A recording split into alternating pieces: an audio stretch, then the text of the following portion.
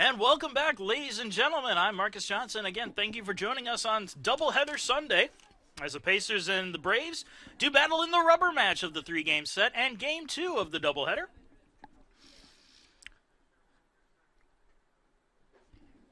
Ethan Baucom leads things off for UNC Pembroke and lets the first pitch go by for ball one.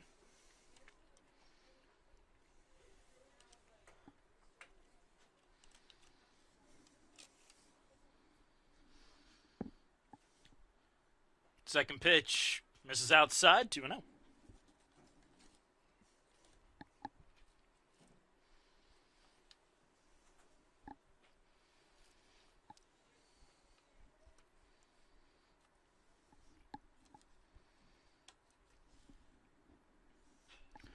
And grounded foul to move the count to 2-1 strike.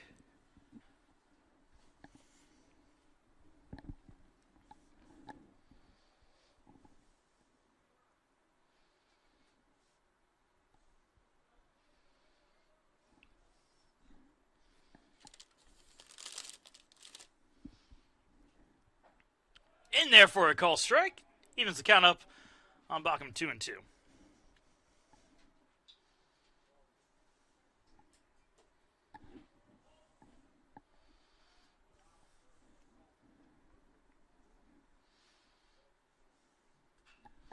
Fouled off, out of play, and we'll do it over.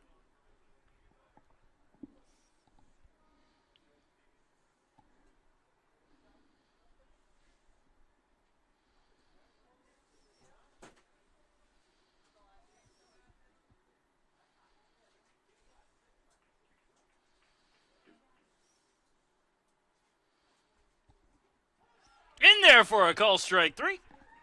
Baucom down on strikes for the first out.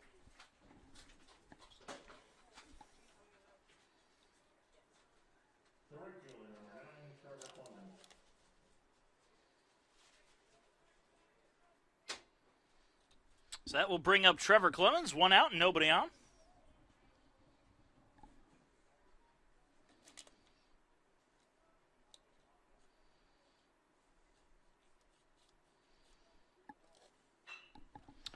Goes after that one, sends it out into center field where the catch is made for the second out. 2 up, 2 down here in the top of the first inning. And that will bring up River Ryan now.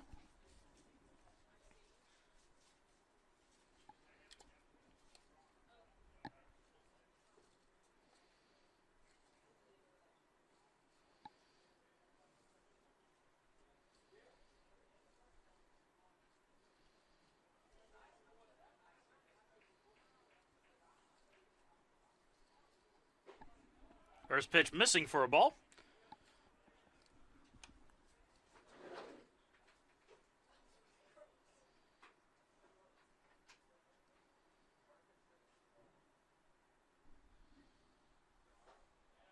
In there for a strike, 1-1.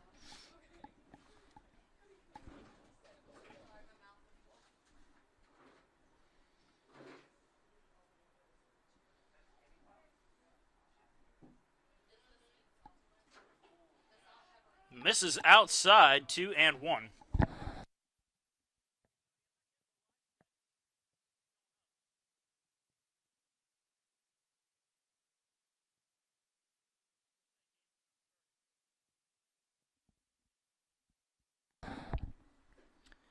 Just misses with the 2-1 pitch, and the count now moves to 3-1.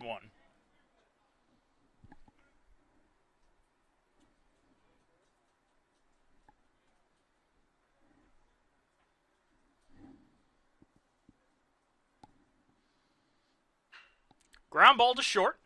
Scooped on up. Fired to first and gets there in time for the third out. A 1-2-3, top of the first. We are going to the bottom half of the first inning with the Pacers coming to bat.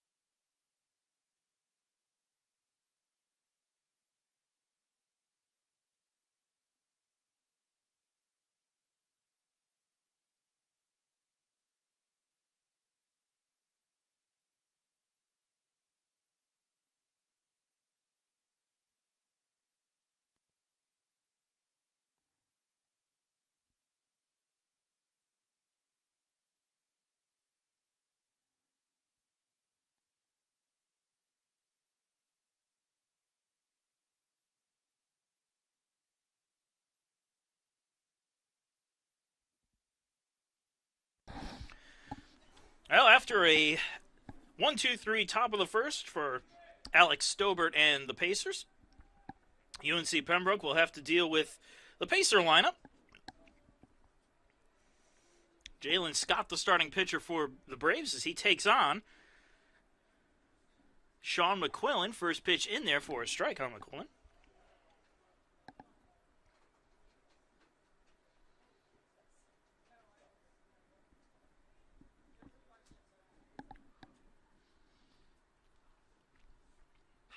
And McQuillan goes after that one, sends it out into right field, and the catch is made by Trevor Clemens for the first out.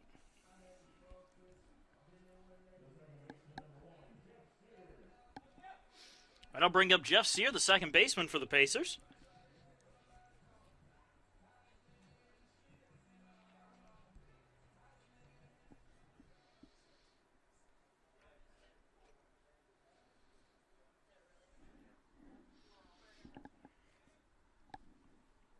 First pitch to Sear is outside for a ball, 1-0.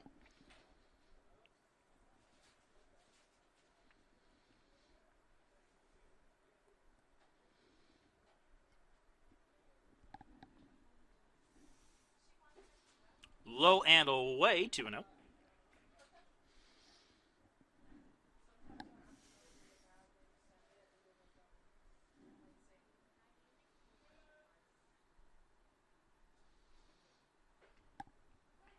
Catches the outside corner, 2 balls and 1 strike to Sear.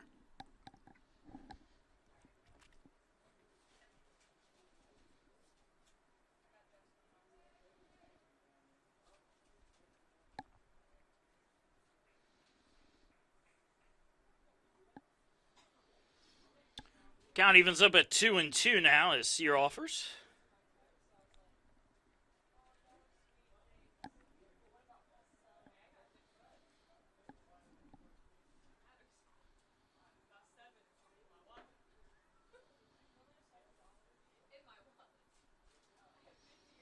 And the 2-2. Swing and a miss. Sear down on strikes for the second out. Now the right fielder, Jackson Hannon, will come up to the plate.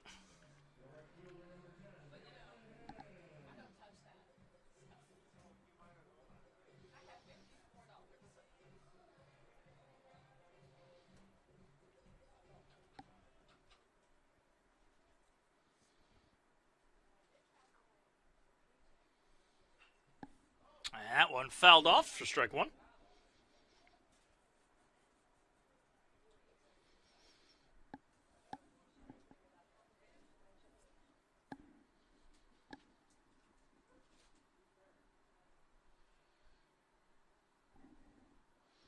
The 0-1 pitch is sent on out into left field near the warning track, and it will be caught out there by Spencer Faulkner for the third and final out. Well, a 1-2-3 bottom of the first inning sends us into the second with no score, no hits, either for either team.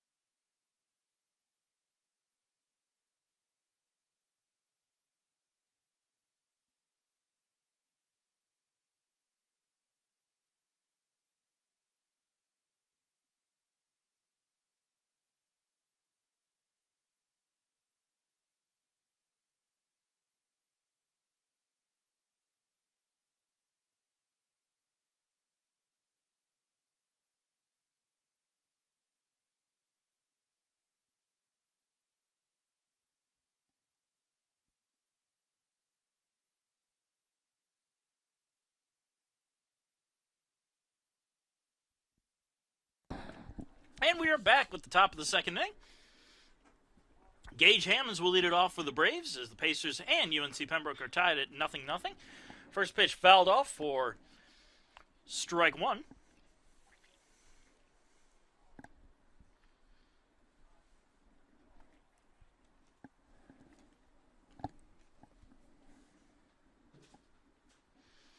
And Stobert deals. Popped up. Right side of the infield. Right on the edge of the outfield. And Sear is there to make the catch for the first out.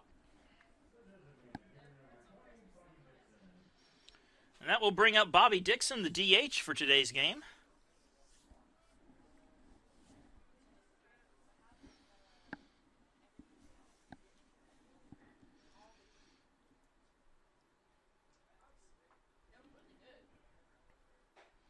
Right down the middle for a call strike, 0-1.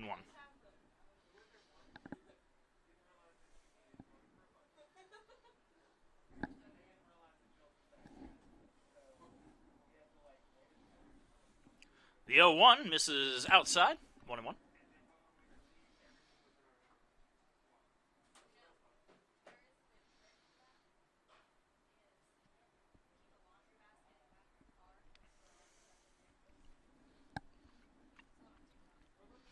The 1-1 pitch right down the pipe, 1-2.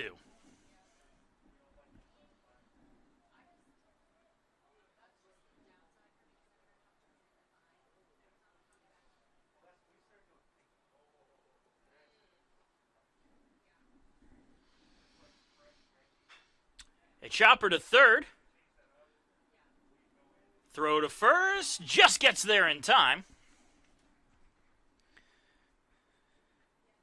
As Littlefield had to charge that one a little bit and then fire across his body, but he got it over to Blankenship in time for the second out.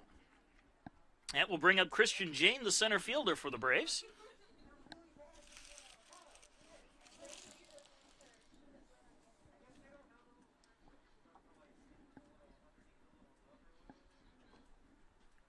And Jane goes after the first pitch and skies it high into the air, foul territory, third base side, drifting back into fair territory, and Littlefield makes the catch for the third and final out. Well, another 1-2-3 inning. Pacers coming to bat, still scoreless.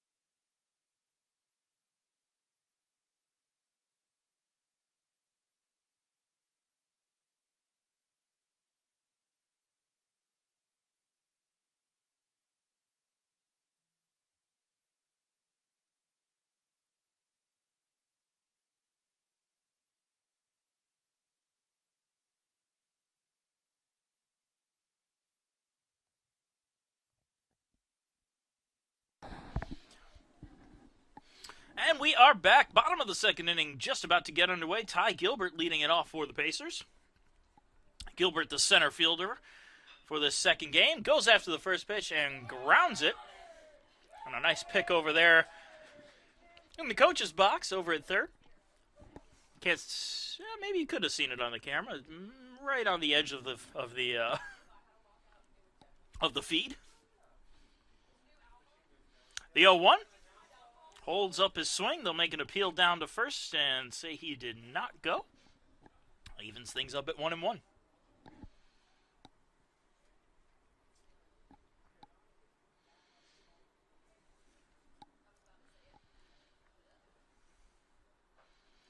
Inside corner, call strike, 1-2.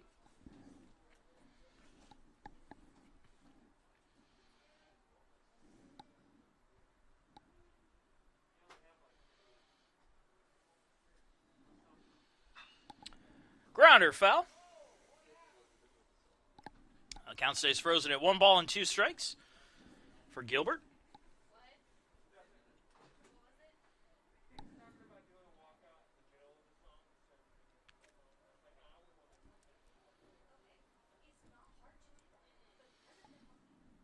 Swing and a miss, changed speeds a little bit and got Gilbert to go around. And he goes down on strikes for the first out of the inning.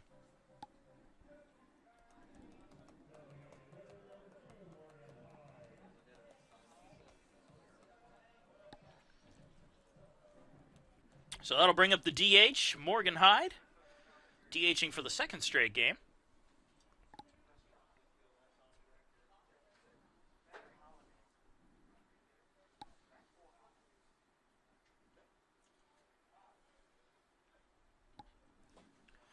First pitch missing on Hyde for ball 1.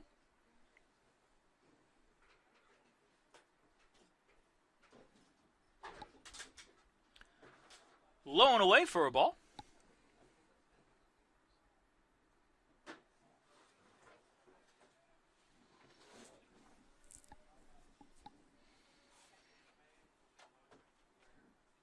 Swing and a miss. 2-1.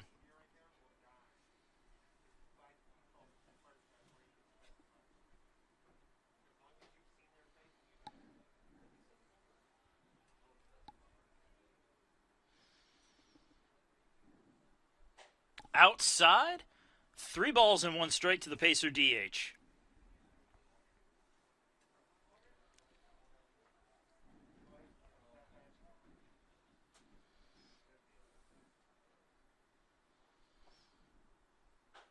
And inside, Hyde working the walk. And Scott puts the first man aboard with 1 out. First base runner for either squad, actually. So that ruins his perfect game. I know, too early for that, but no hitter's still intact. As digging in for his first at-bat is Tyler Littlefield, the first baseman. Or sorry, third baseman, not first baseman.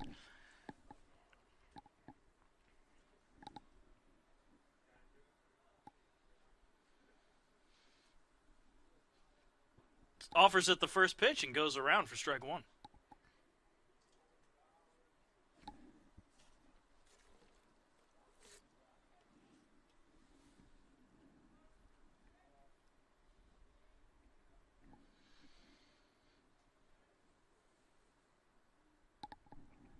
The 0-1 just brushes the outside corner, 0-2.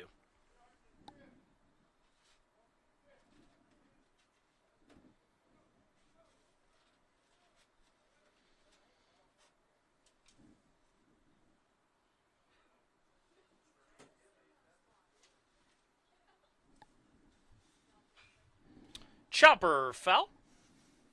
Count stays frozen at 0-2.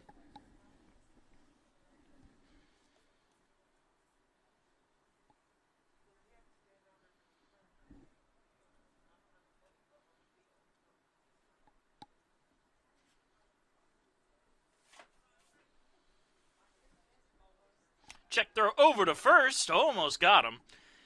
Hyde able to get back in time under the tag.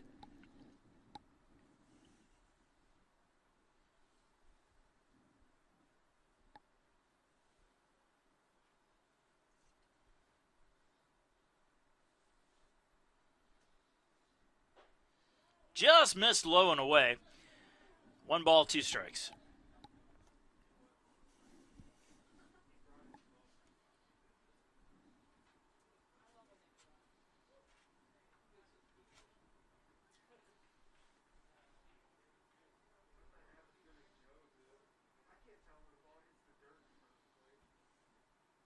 Another check throw to first, and had that been fielded cleanly, Hyde would have been out, but Balcom couldn't hold on to the throw. So Hyde will get to stay over there for at least another either pickoff attempt or pitch. We'll see what happens as we await the 1-2.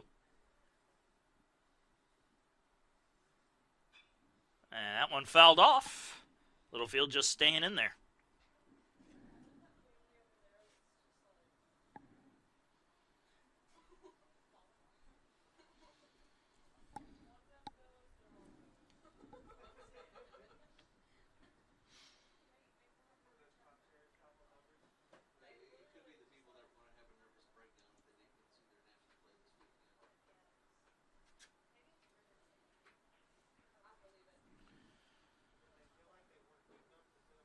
Again, the 1-2. And that's going to be a base hit into left field.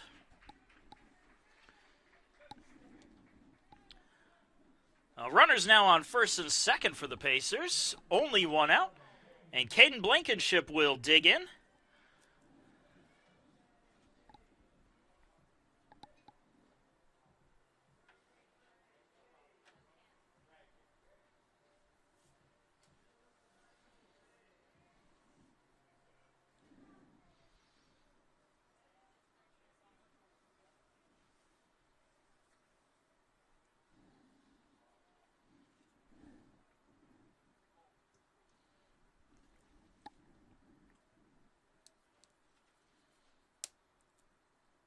First pitch to Blankenship is right down the middle for a call strike, 0-1.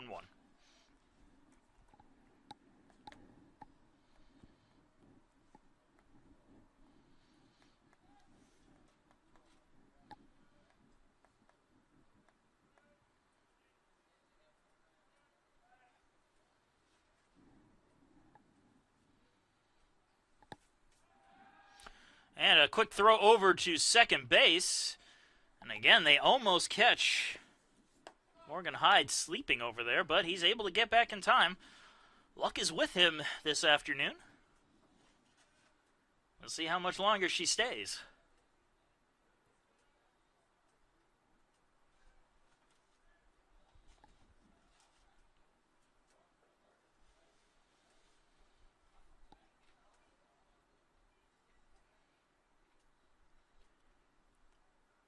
The 0-1 pitch is grounded fair down the third base side. That will score Hyde as he grounds third, easily coming home. Hustling into third base's Littlefield, and with a RBI stand-up double, Caden Blankenship strikes first for the Pacers here in the bottom of the second inning.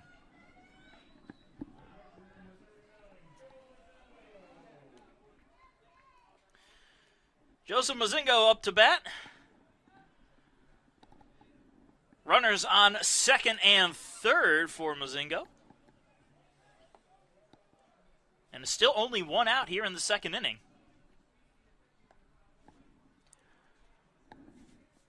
A chance here to add a little insurance early on in the game. And honestly, you can never have too much insurance. I've seen a team score 14 runs and still lose.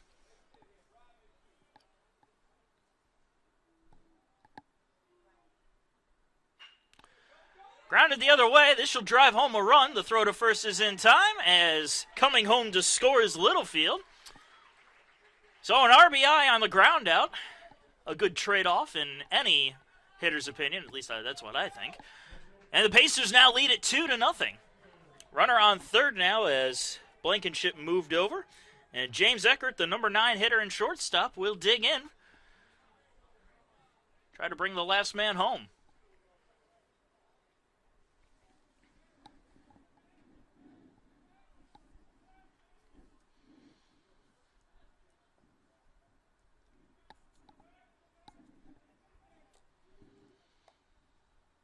And he offers it the first pitch, goes around, strike one.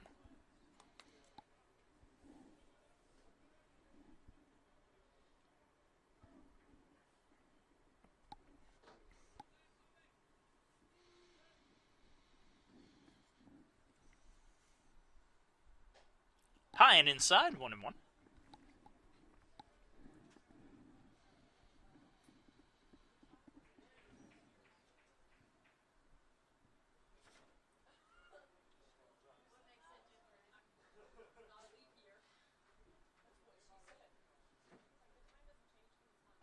Right down the middle, 1-2.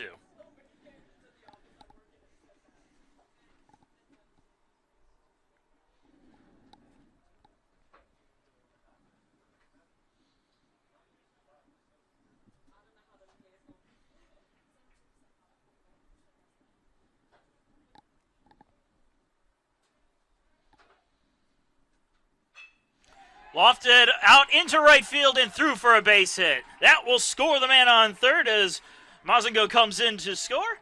And it's an RBI single for Eckert, and the Pacers now lead it 3-0.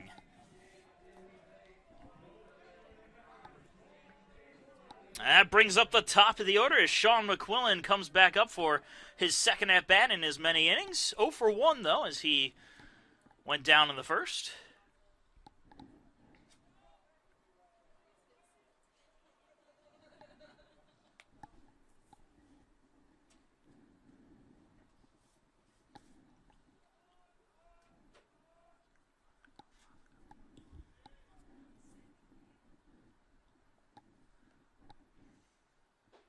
Pitch low and inside for a ball, 1-0.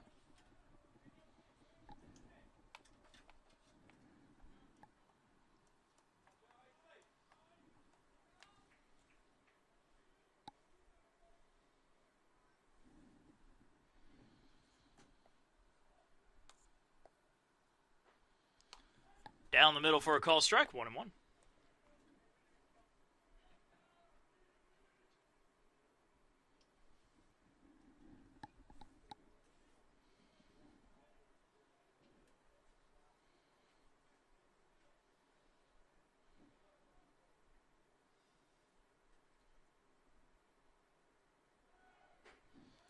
Runner goes, throw down to second, not in time as the shot is high. So a stolen base on the play, and a 2-1 count at the plate to McQuillan, so he's got another runner in scoring position.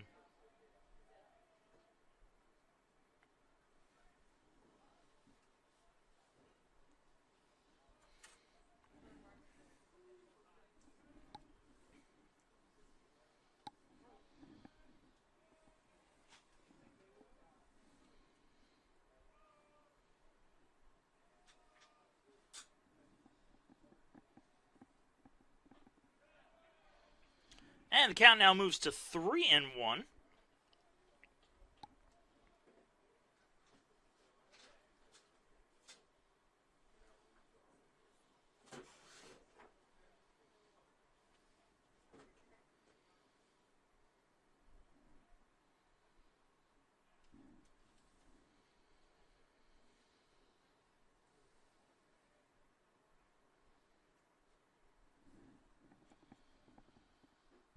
Low and away, and ball 4 to McQuillan. Oh, a 2-out walk puts runners on first and second now for the Pacers. And that will bring up Jeff Sear. Sear also 0 for 1 today.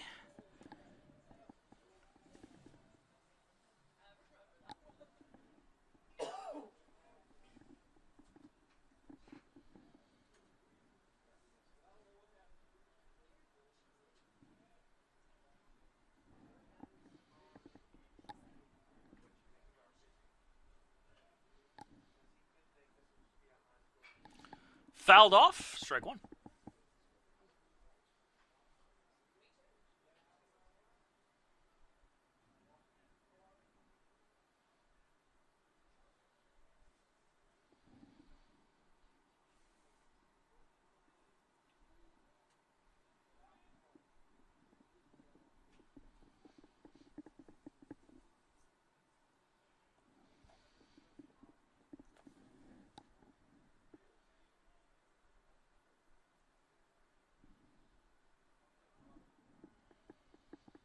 The 0-1 pitch on its way, and that misses high. Evens things up at 1-1.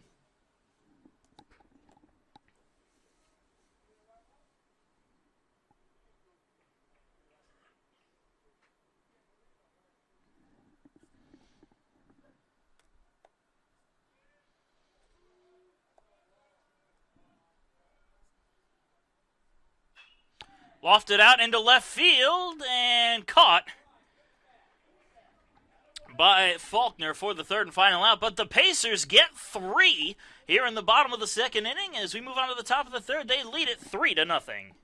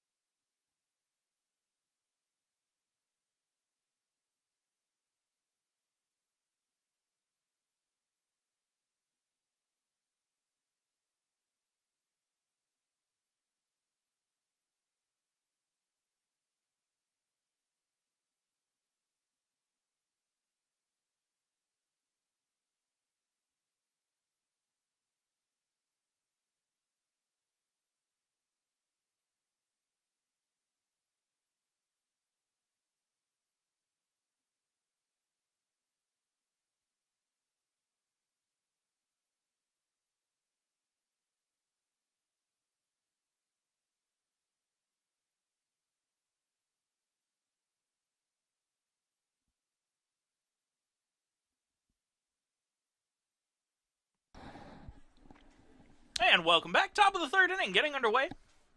Pacers leading the Braves here in Game 2 of the doubleheader. Game 3 of the series by a score of 3-0.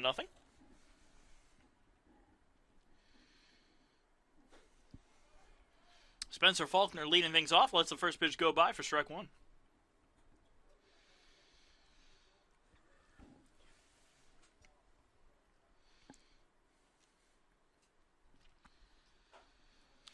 Upstairs for a ball, 1-1.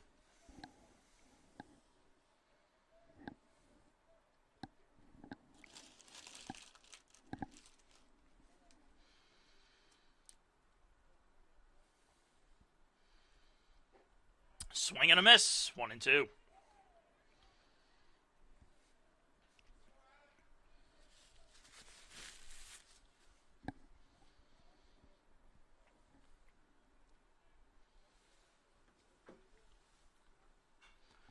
Fouled off. We'll do it over.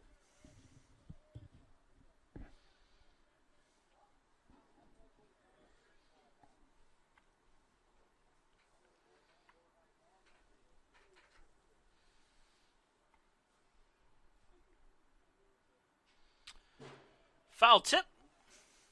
Goes all the way to the backstop. Count stays frozen at 1 ball and 2 strikes.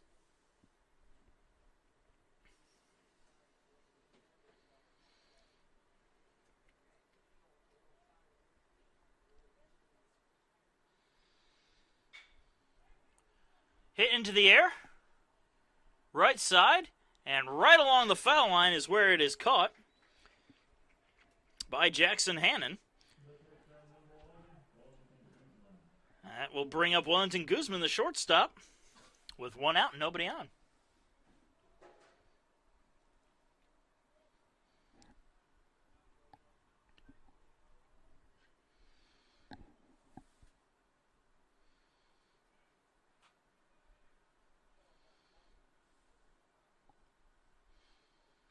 Tries to check his swing on the first pitch, ends up fouling it off for strike one.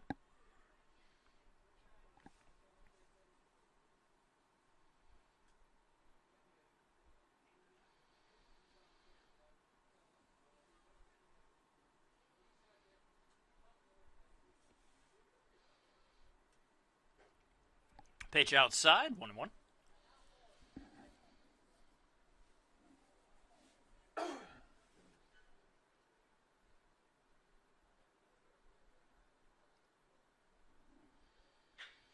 Lofted out into left field. That'll be a base hit. First hit of the day for Pembroke and first base runner for the game. So Guzman aboard with a single, and that will bring up Garrett Littleton, the catcher.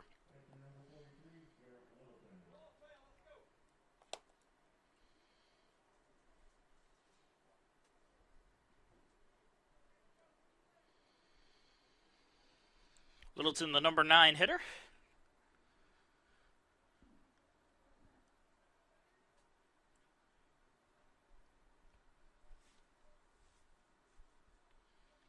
And he goes after the first pitch and chops it foul for strike 1.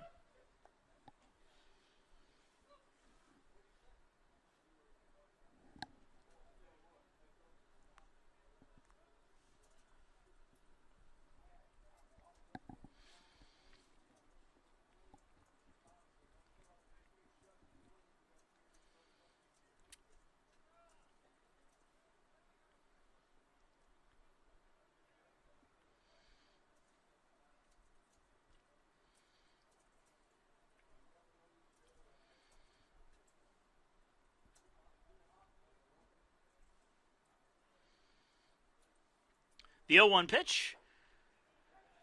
Right down the middle, upper part of the strike zone. 0-2.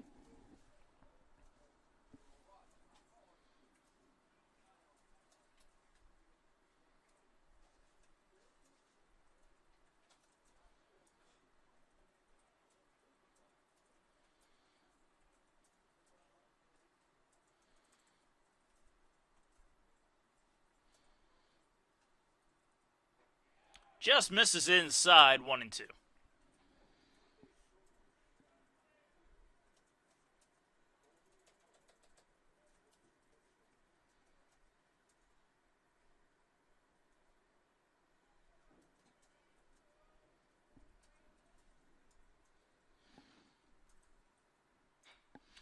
Chopped foul into the Pacer dugout. Count stays at 1-2 strikes.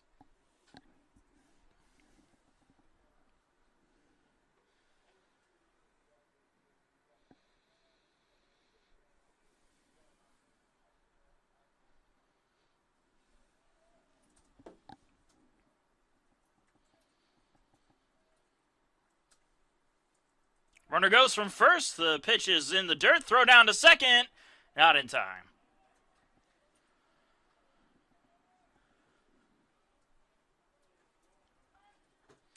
So a stolen base for Guzman.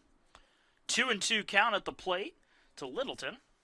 And still only 1 out here in the top of the 3rd inning.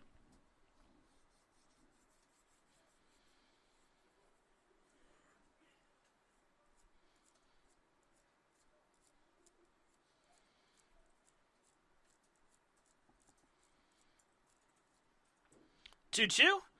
Grounder to third. That's a fair ball. Gonna have to throw across the body. The throw to first off the bag, but the tag is applied for the 2nd out. Holding at second, though, was Guzman. He didn't go in fear of getting tagged or getting caught in a rundown. So 2 outs. Runner stays put at second as we go to the top of the order with Ethan Baucom.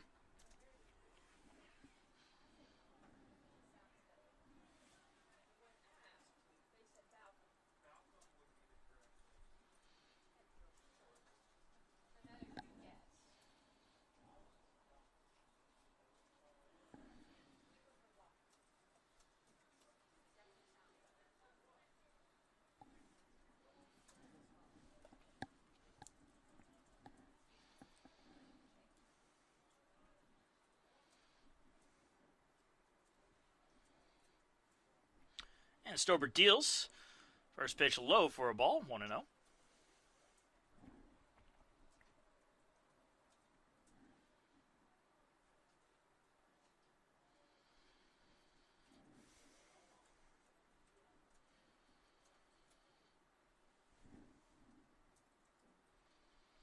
The 1-0 pitch. Swing and a miss, 1-1.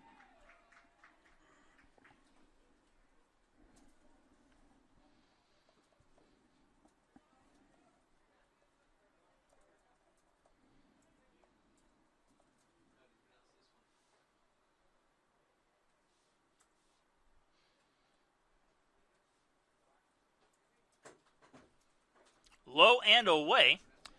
2 balls, 1 strike to count at the plate to Baucom.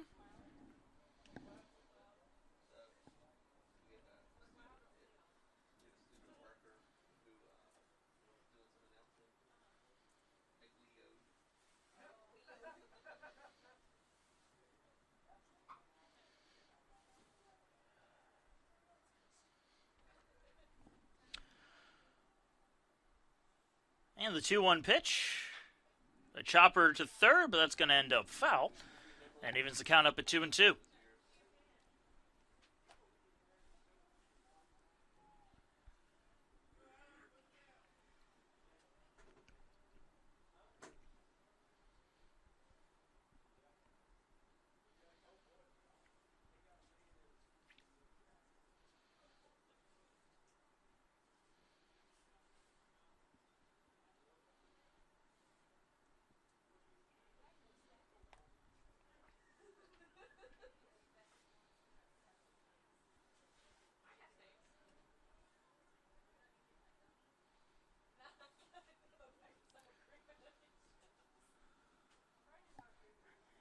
And stepping off the rubber, though, before he can deal is Stobert. Still waiting the 2-2 pitch with a runner on second and 2 outs here in the top of the third inning. Pacers leading 3-0 over the Braves.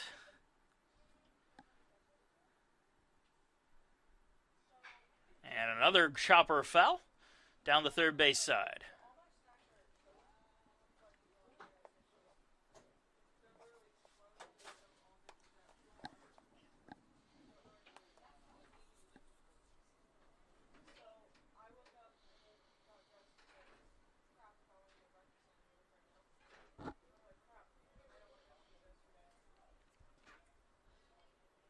Once again, the 2-2. High and away, full count.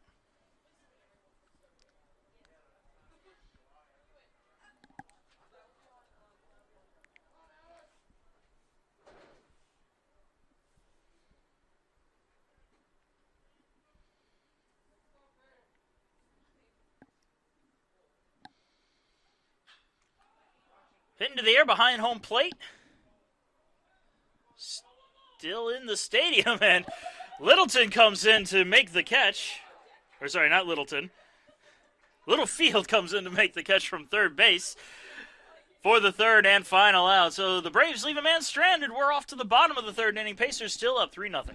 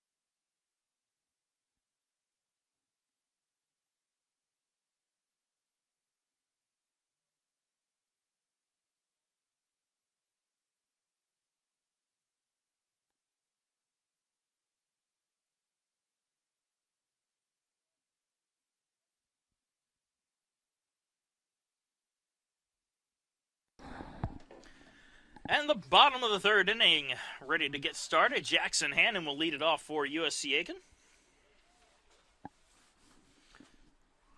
First pitch to Hannon, he grounds it foul down the third base side. Hannon 0 for 1 today.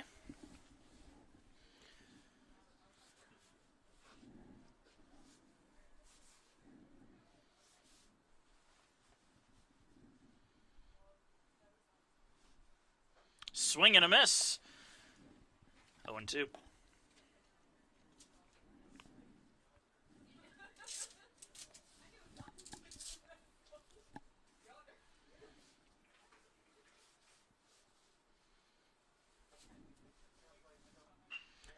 Sent on out into right field for a base hit. So Hannon aboard with a leadoff single. That brings up Ty Gilbert. The center fielder, Ty Gilbert. Gilbert 0 for 1.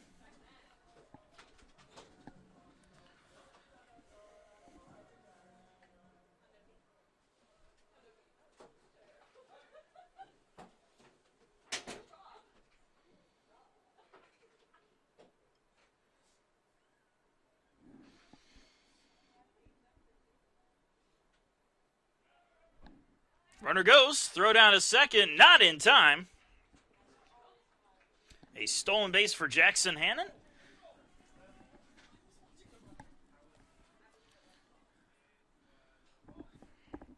So a 1-0 count at the plate to Gilbert.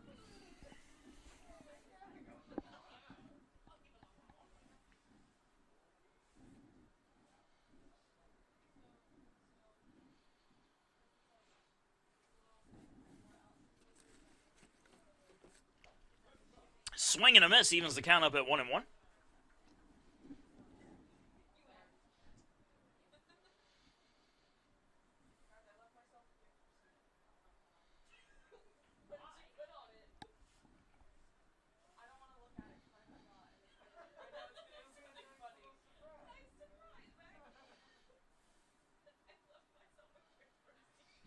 The 1-1 pitch fouled off. 1-2.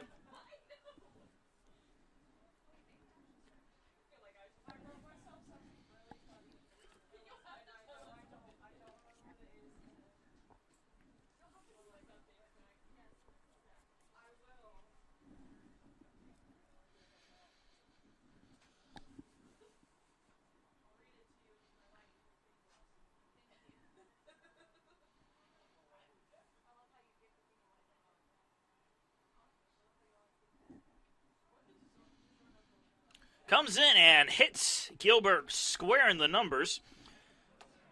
The hit batter will give the Pacers runners at first and second. And the designated hitter, Morgan Hyde, will come up to the plate. Hyde walked in his first plate appearance and ended up coming around to score. And we're going to have a quick visit to the mound for the Braves. So we're going to just take a very short break. Be right back in just a little bit.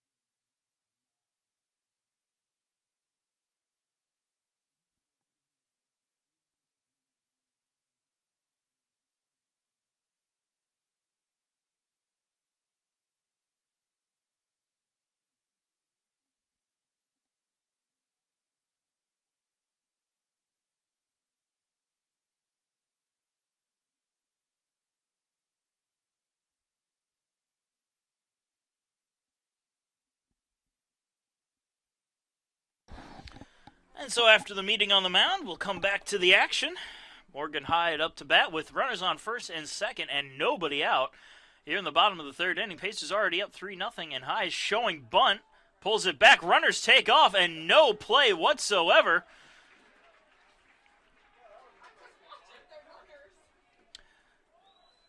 So 1-0 count, runners on second and third now with nobody out.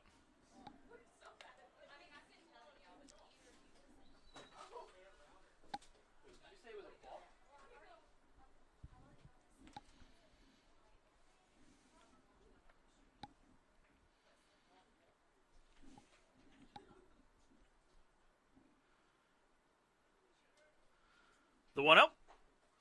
Down the middle for a strike, 1-1.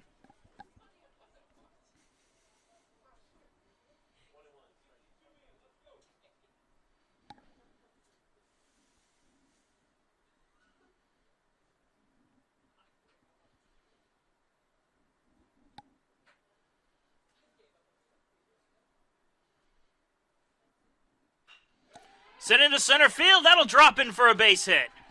Coming home to score is Hannon, advancing to third on the play. Ty Gilbert, and Morgan Hyde has himself an RBI single to extend the Pacer lead to 4-0.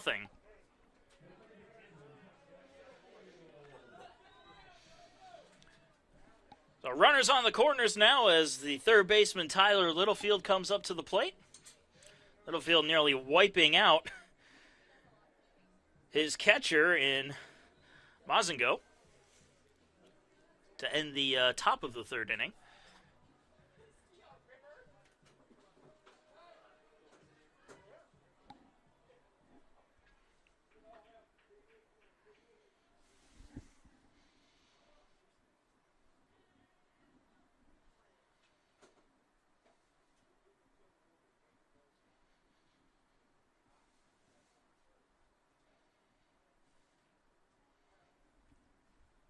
Littlefield 1 for 1 today as he digs in for his second at bat.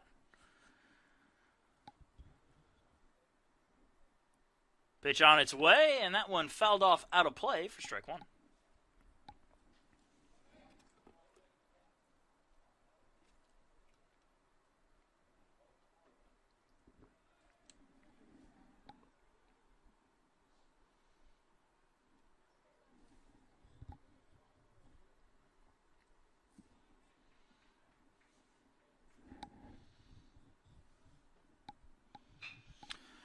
Through the right side for a base hit.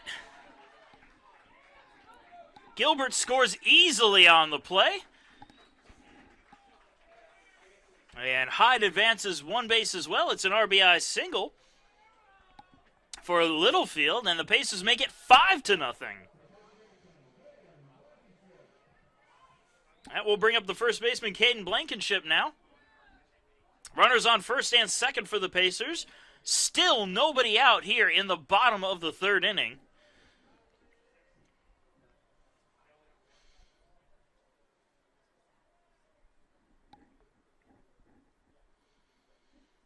Blankenship is 1 for 1 today as well. Picked up an RBI double in his last at-bat, showing bunt. That paid off last time. We'll see if it does it again, but they're going to check on the runners this time instead of delivering to the plate.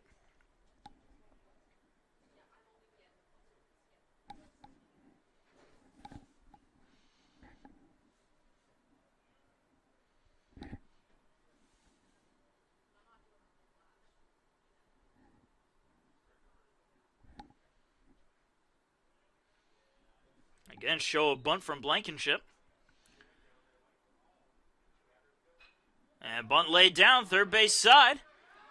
Throw to first is not going to be in time as the scoop failed. The ball gets away.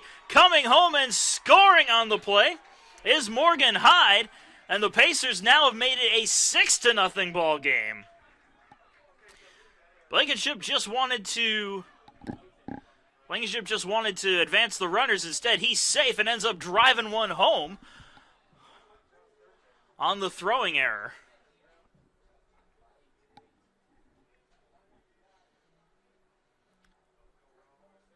And now runners on the corners again for the Pacers as Mazengo comes up.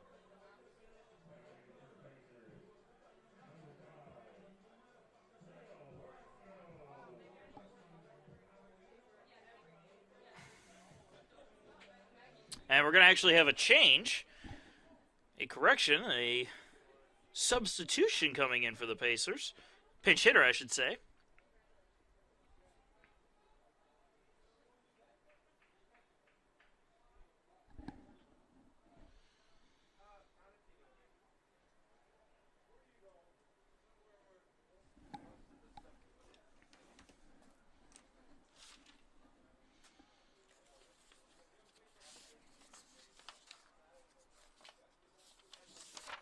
And now batting for the Pacers, Leo Horacio.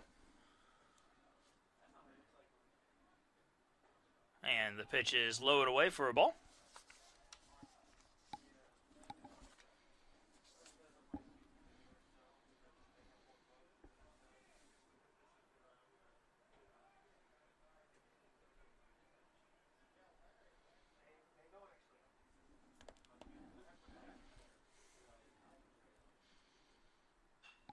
And he fouls that one off to even the count up at 1-1.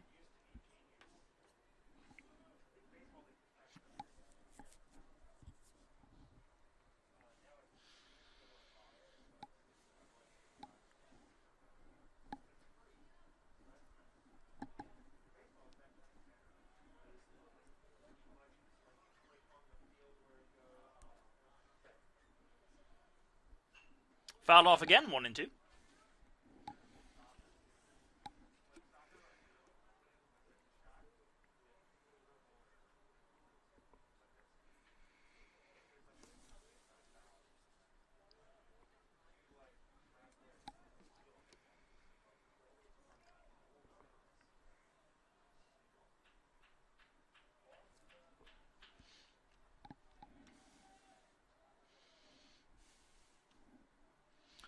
The 1-2 pitch misses low and away for a ball, evens things up at 2-2.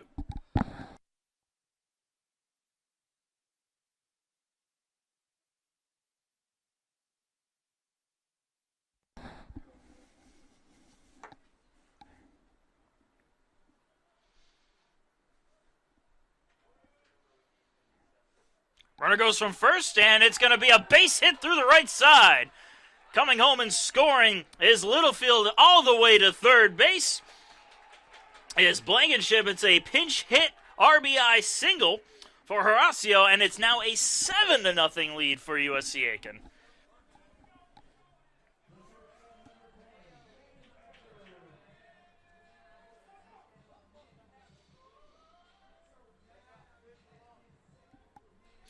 That'll bring up Eckert. Eckert, the shortstop,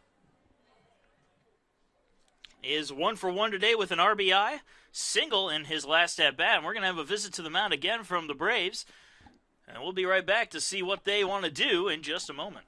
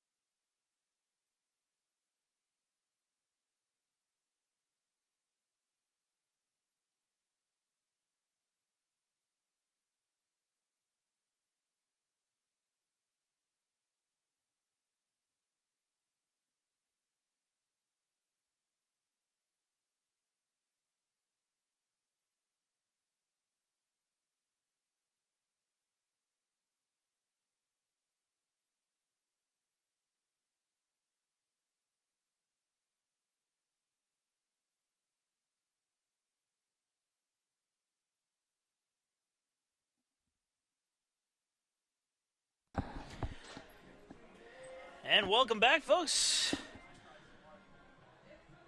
The Braves have gone to the bullpen to bring out a brand new pitcher. Darren Bowen, the new man out there on the mound,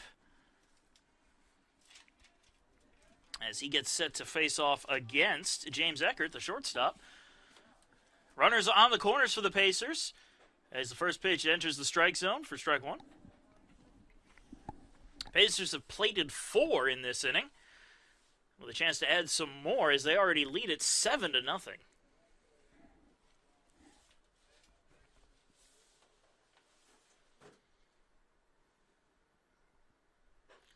Pitch upstairs, 1-1.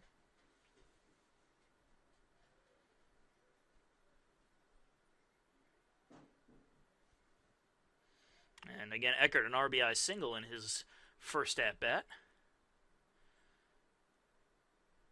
Lets that one go by for a strike, 1-2.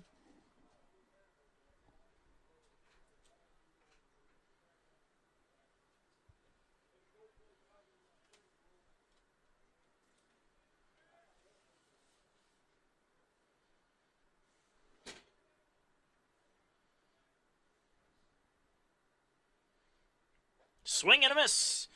Eckert down on strikes for the first out. Brings us to the top of the order with Sean McQuillan, the left fielder. Runners still on the corners with 1 out.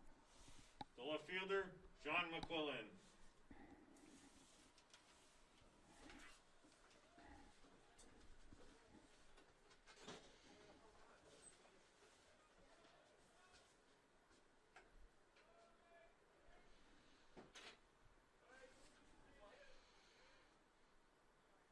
And McQuillan tries to lay down a bunt, ends up popping it up, but fortunately it sailed far enough away that no one could have a play on it. So an 0-1 count to McQuillan. McQuillan walked in his last plate appearance, 0 for 1 on the day altogether. Trying to drive home another run as he's got runners on first and third with 1 out. Hit one deep enough, and that's all it's going to take to drive home another.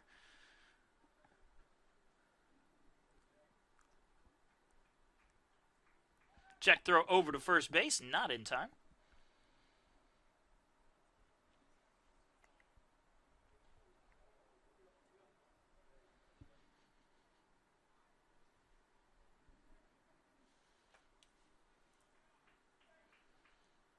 Swing and a miss, 0-2.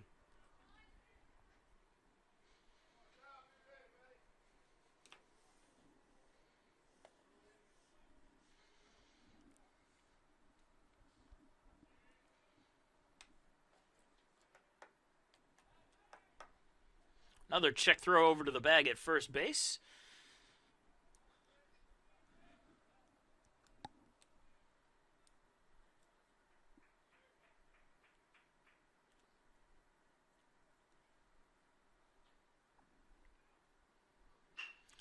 Grounder up the middle. This could be 2. No, it won't be any as the ball is dropped on the play. Scoring easily is Blankenship. Horacio over to third base. And the Pacers drive home another run. It is 8-0 here in the bottom of the third inning.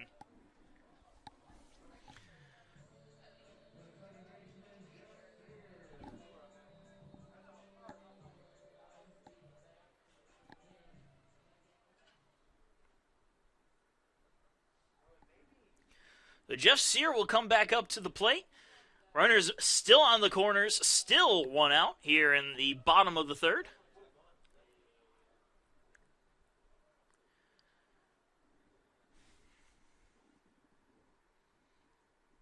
And Littleton will step out and try to give some direction to his infield. And make any effort to stop the bleeding here and now. Ball in the opposite batter's box for ball 1. Sear 0 for 2 today. Again with a strikeout.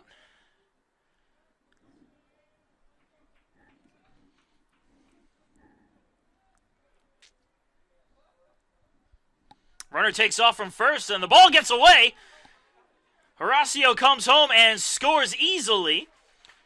And advancing to second, which would have been a stolen base anyway, is McQuillan. And it's 9-0 USC Aiken. So 2-0 count now to Sear. He has a one man on. That runner still in scoring position, however, being at second base.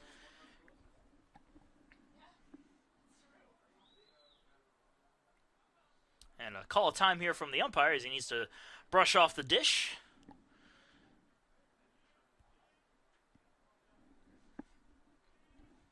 Also gives the field umps some time to shift over their positions.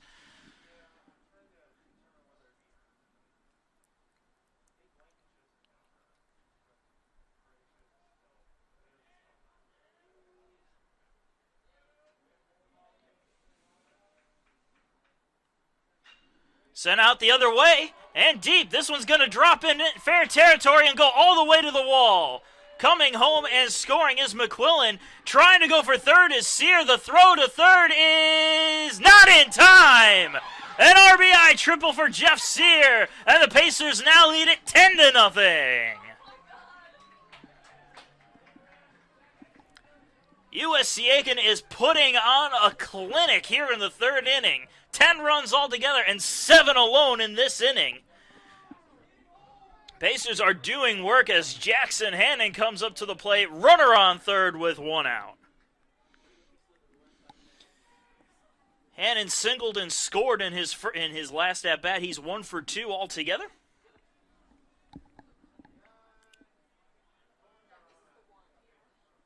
And lets the first pitch go by for a strike.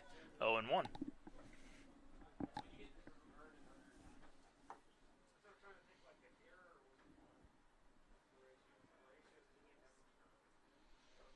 Ball in the dirt. 1-1.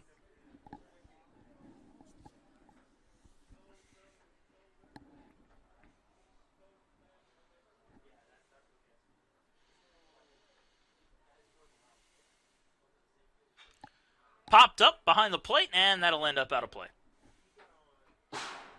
Right off the roof of the stadium.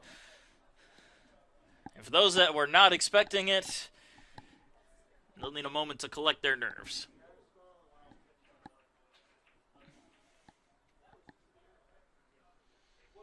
A 1 ball and 2 strikes to the Pacer right fielder. And another ball in the dirt evens things up at 2-2.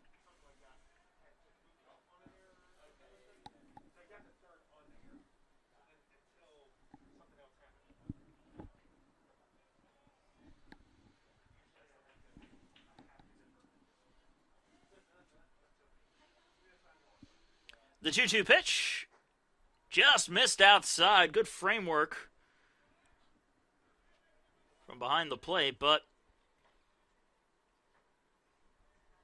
Littleton couldn't get the umpire to make the call his way. So full count at the plate to Hannon. As the payoff pitch is on its way, and he goes up the middle with it for a base hit. Sear will score an RBI single for Jackson Hannon, and the Pacers keep on adding on. It is 11-0 now, USC Aiken.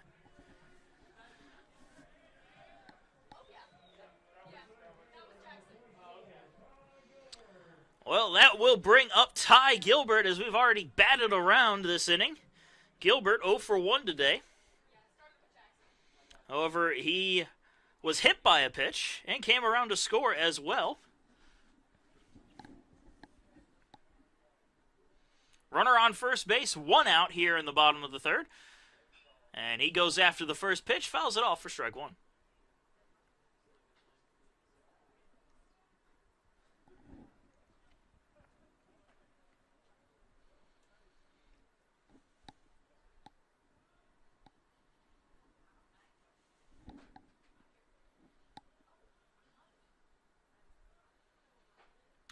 Down the middle for a call strike. 0-2.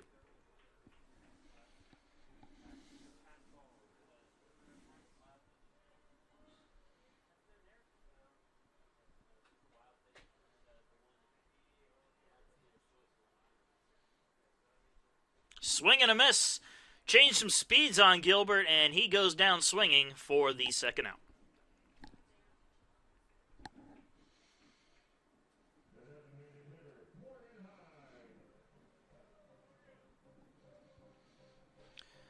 Now that'll bring up the DH Morgan Hyde, 1 for 1 today. An RBI single and 2 runs scored along with a walk. Runner on first, 2 outs now here in the third. And the first pitch in there for a strike, 0-1.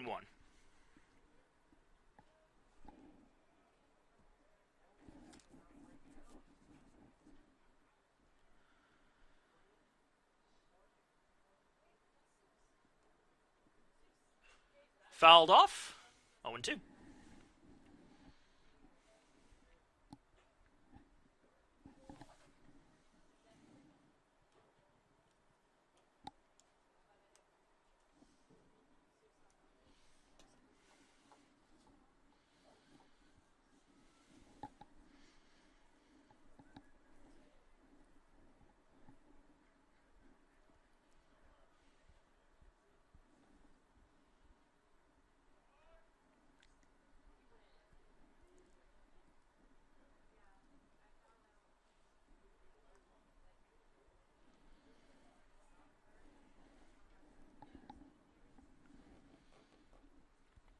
The 0-2 pitch tailed outside.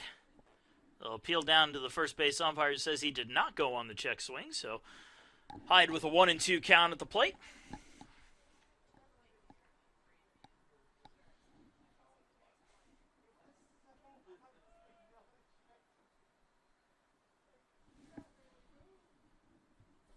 Misses low, 2-2.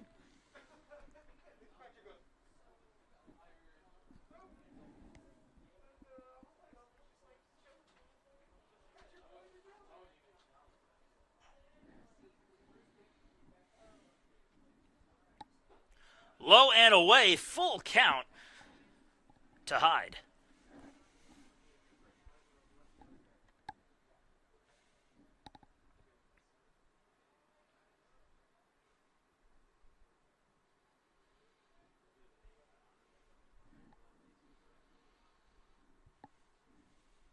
Runner takes off from first as the pitch is outside for ball 4.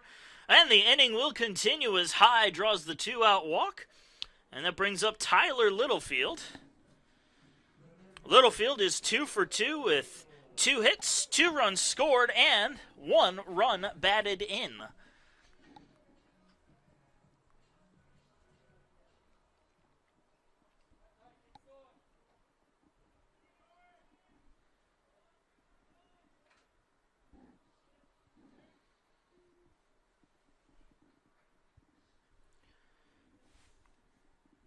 First pitch to Littlefield is outside for a ball, 1-0.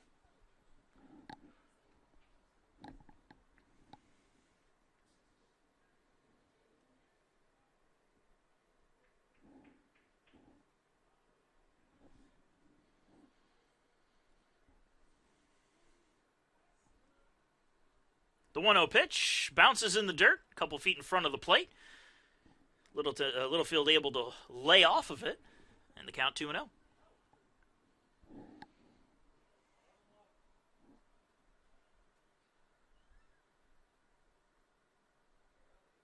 Our correction count is 1-1. They say he did offer at it.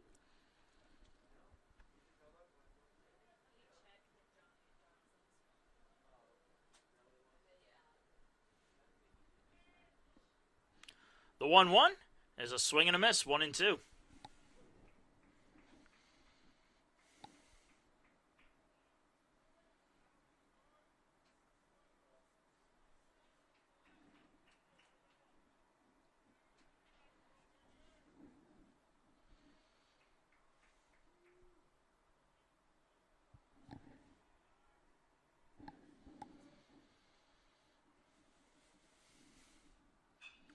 Fouled off, so we'll do it over.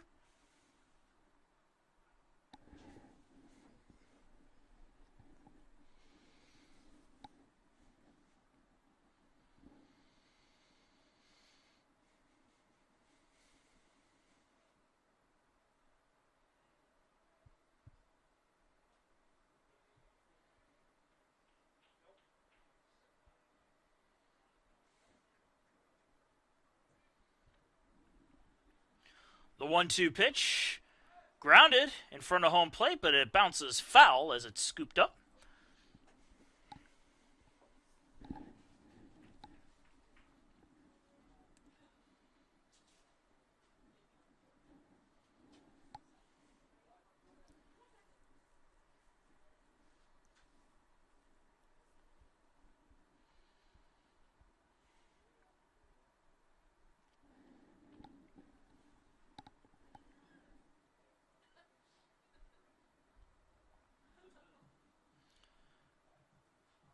They're just going to take a moment to check on Littleton out there, make sure he's okay.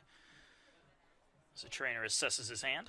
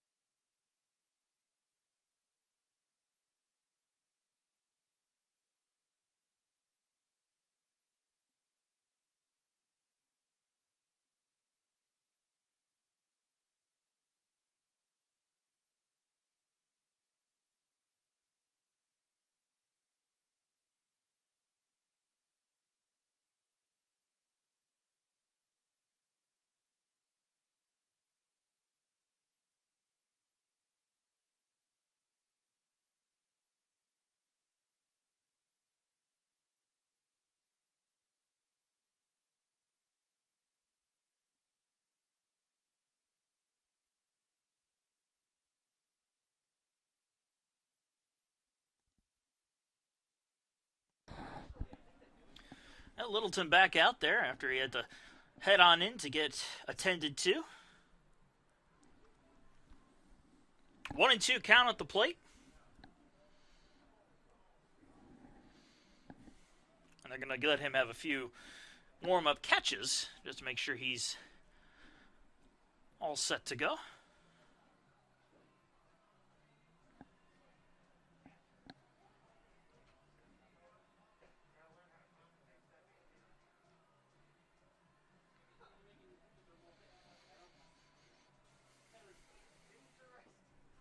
Littlefield digging back in. Again, a 1-2 count with 2 outs and 2 on. Runners on first and second. Here in the bottom of the third inning, Pacers up 11-0 over the UNC Pembroke Braves.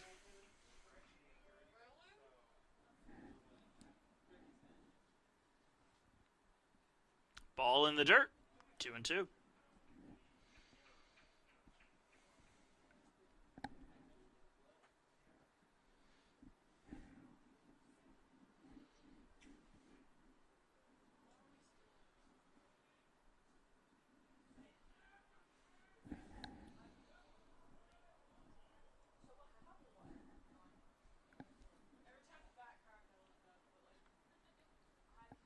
The 2-2.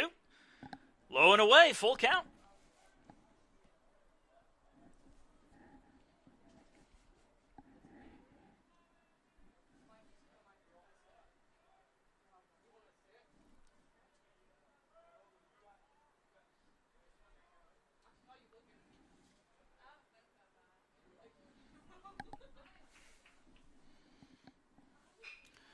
Grounded over to first base, scooped on up. And stepping on the bag, taking it himself, is Bacham for the third and final out. But the Pacers drop 8 runs in the bottom of the third inning to make it an 11-0 ball game. We're off to the top of the fourth inning. Pacers with a commanding lead.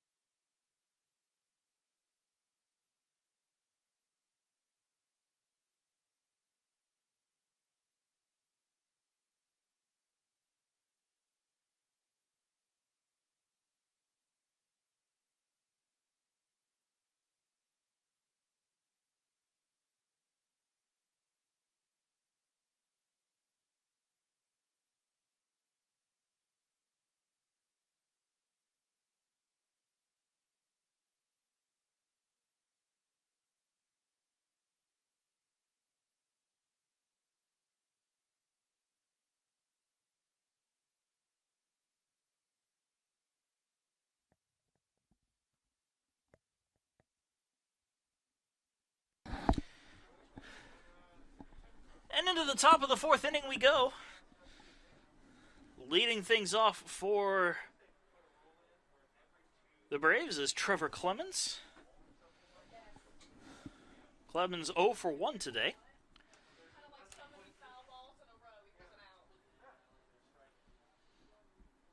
First pitch is low for a ball. Stobart had quite the break. Took a long time. We'll see how he does, if his arm has cooled off a little bit or if he's still raring to go. Show a bunt here. Pitch in there for a strike. 1-1.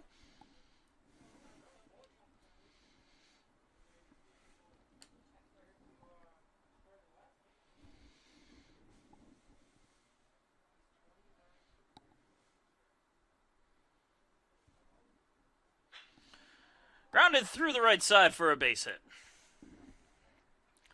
Clemens aboard with the leadoff single. And to get things going here in the top of the fourth inning.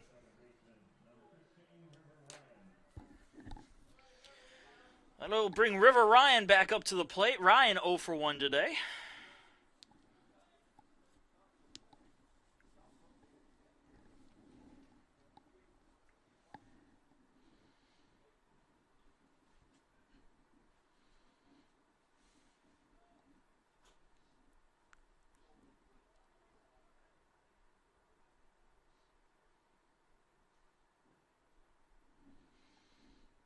And the first pitch to Ryan is in there for a called strike.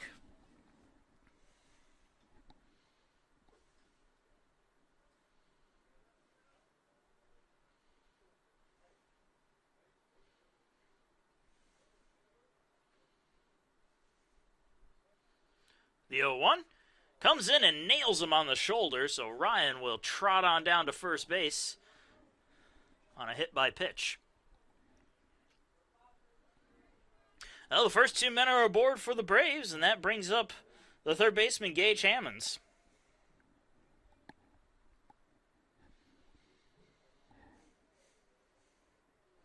Hammonds also 0 for 1 today. Also a defensive change for the Pacers this inning. Forgot to mention that. Marcus Mastalone is back behind the plate as the new catcher. And the first pitch to Hammonds misses low for a ball.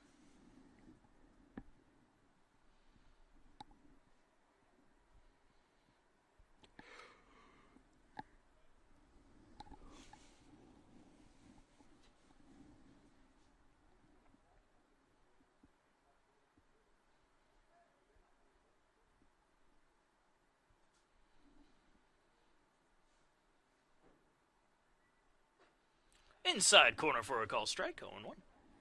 Or sorry, 1-1, not 0-1.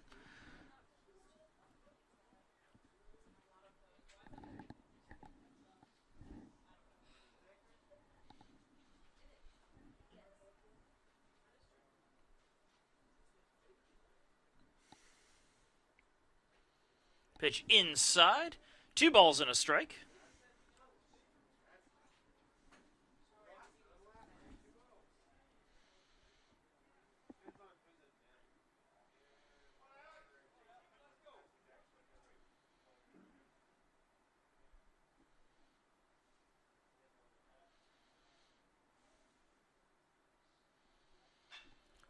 Popped up near second base.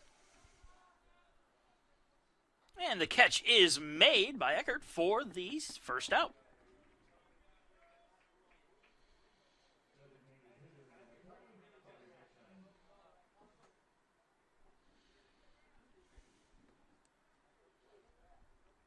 So Bobby Dixon will dig in now.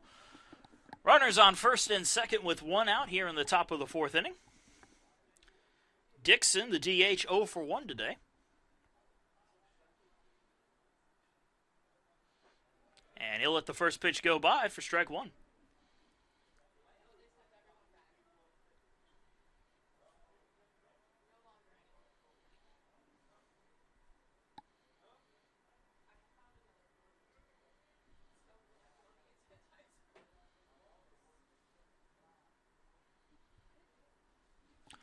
The 0-1 in there for a strike, 0-2.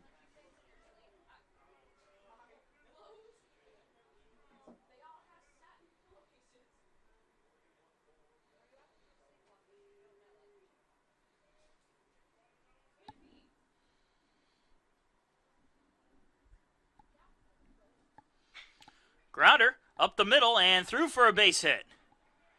That will score at least one run. The throw to third not nearly in time.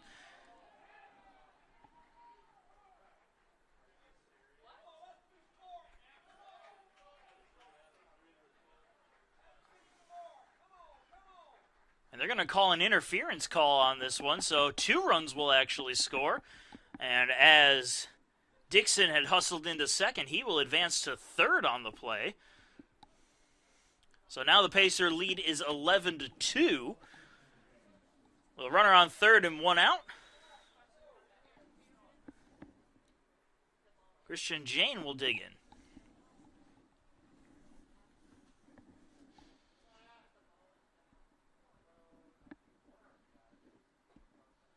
Pitch is low and inside for a ball, 1-0.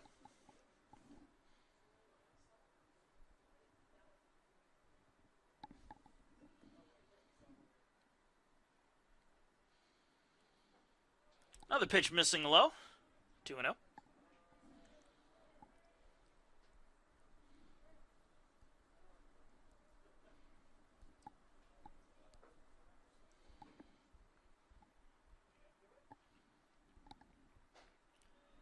Catching the corner with that pitch. 2 balls, 1 strike.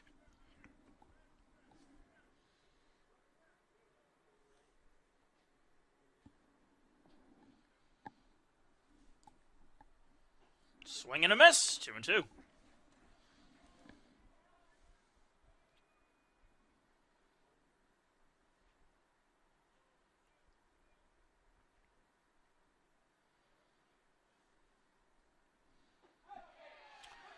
And a strikeout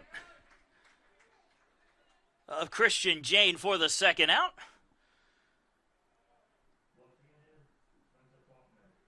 And that will bring up Spencer Faulkner. Faulkner 0 for 1 today.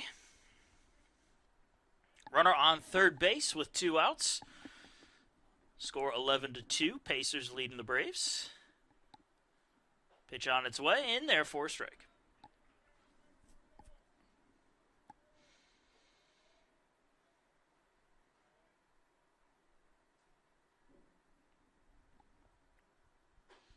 Swing and a miss. 0-2.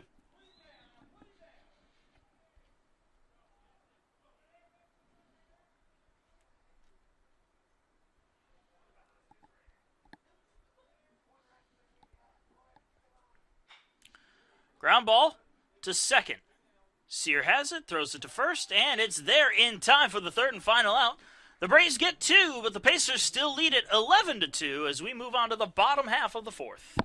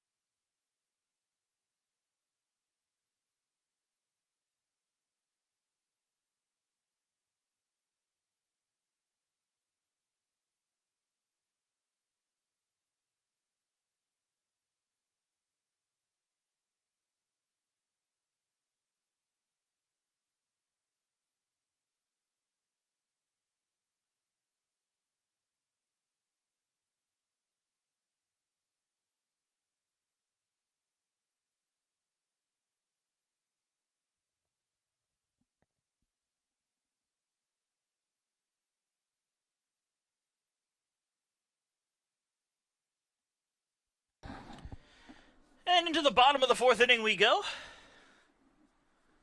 Leading things off is the first baseman, Cam Blankenship. First pitch missing for a ball. Blankenship 1 for 2 on the afternoon. RBI double and a pair of runs scored.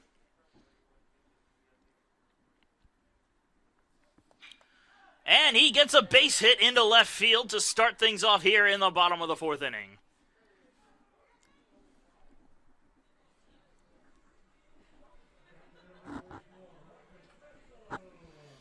That will bring up Mastalone.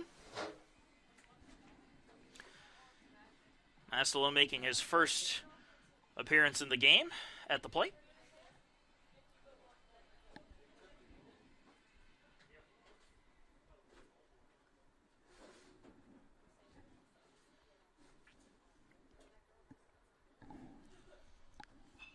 And he goes after the first pitch, fouls it off for strike one.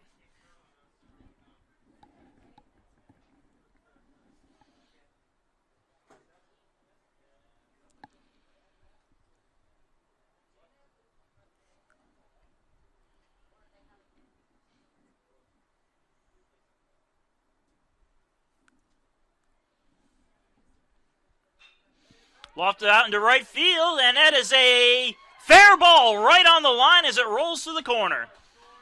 They are waving the runner around third. Heading for third is Mastalone. The throw is in time, but it's still an RBI double for Marcus Mastalone as Blankenship scores on the play. And the score now 12-2 USC Aiken with one out here in the bottom of the fourth.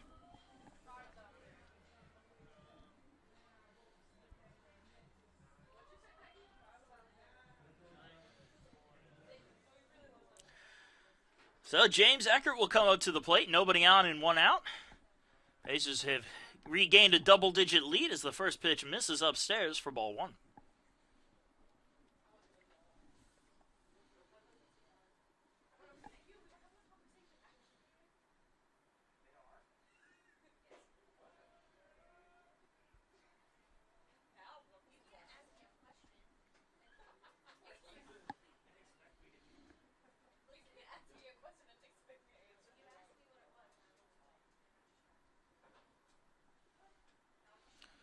Two balls and one strike to count.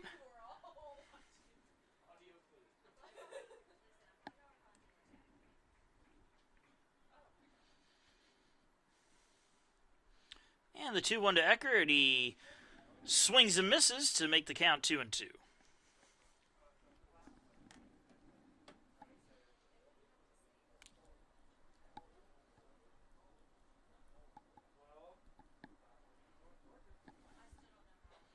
Upstairs, full count.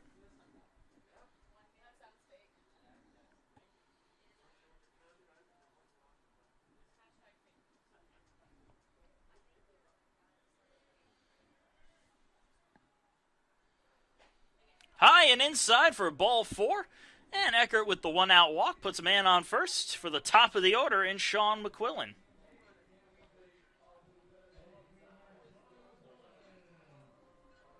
McQuillan 0 for 2 on the afternoon.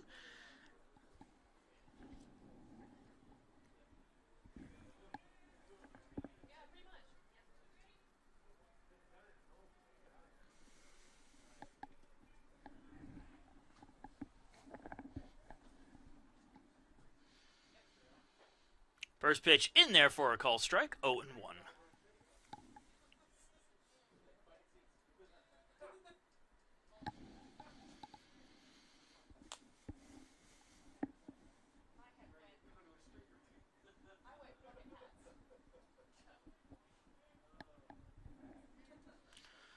The 0-1 is a fly ball into left field. Making the catch on the play is Faulkner for the second out.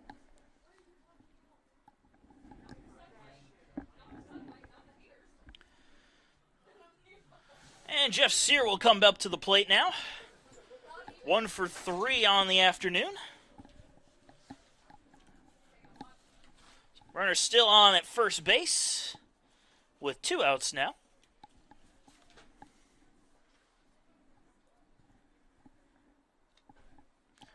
And the first pitch to Sear is in there for a strike.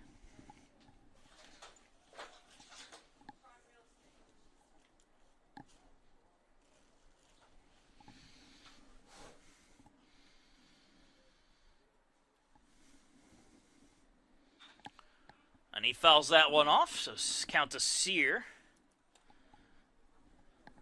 0-2.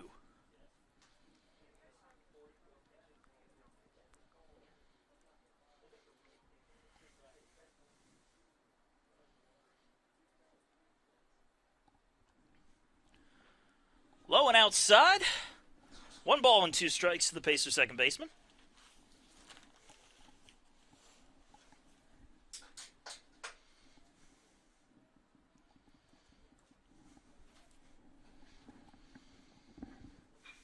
Turned on and ripped deep out there into left, but that's going to hook foul and end up out of the stadium entirely. The count stays right where it is at 1-2 strikes.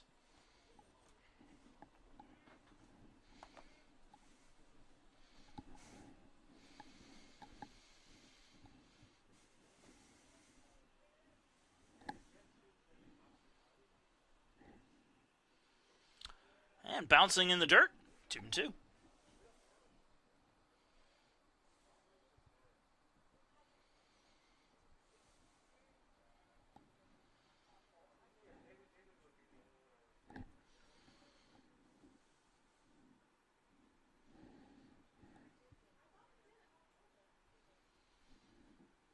Swing and a miss. Sear chased one out of the zone for the strikeout.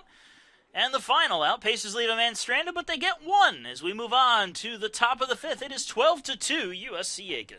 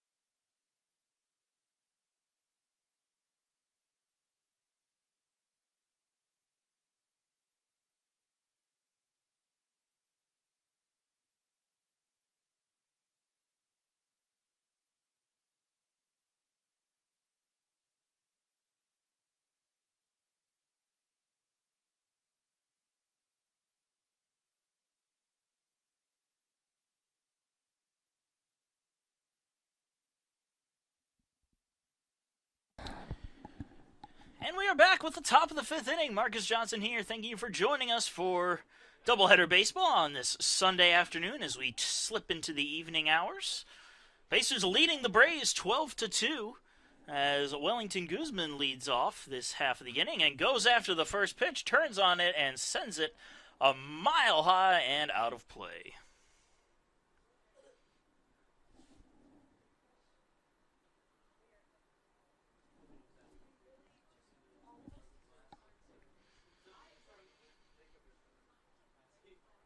The 0-1 is on the inside corner for a call strike, 0-2.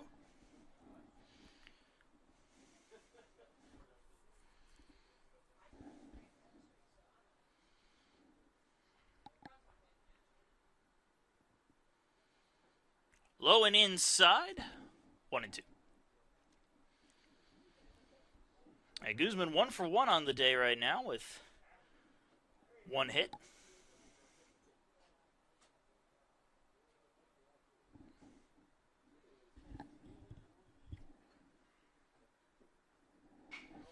And that one's sent on out into left center field. That'll drop in for a base hit.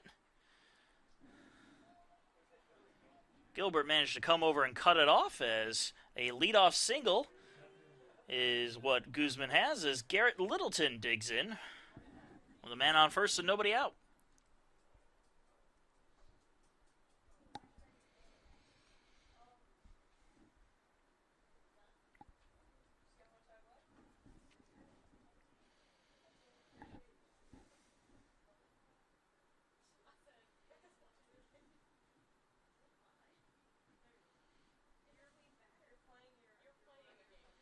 Misses low and inside on the first pitch, 1-0.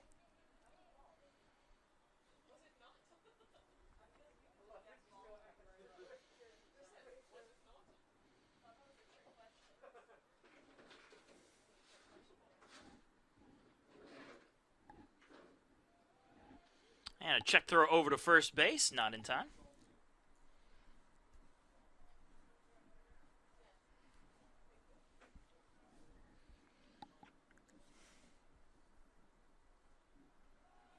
Another check throw over to the bag, and again, the same result.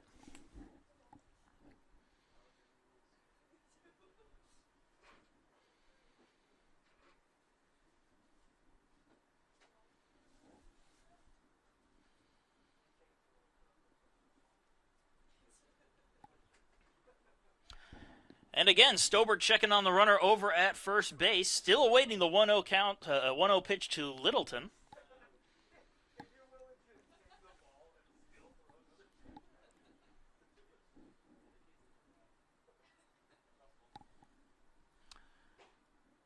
And the 1-0 misses, so 2-0.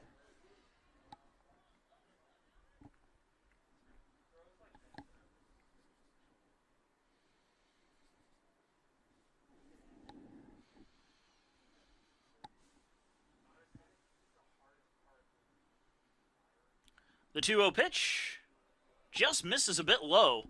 3 balls and no strikes.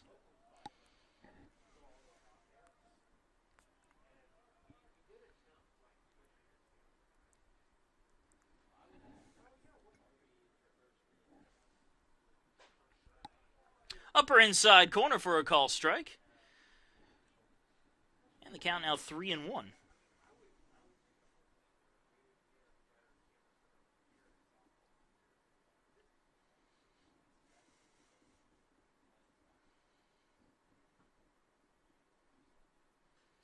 Ball low and away, gets away. But it was ball 4 anyway, so both runners will move up to a free base.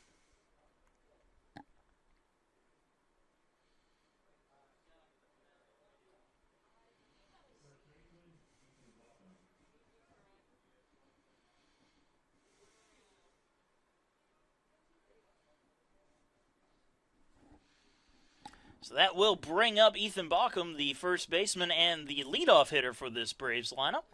0 for 2 on the afternoon, but he's got runners on first and second with nobody out here in the top of the 5th inning, and his team trailing by 10.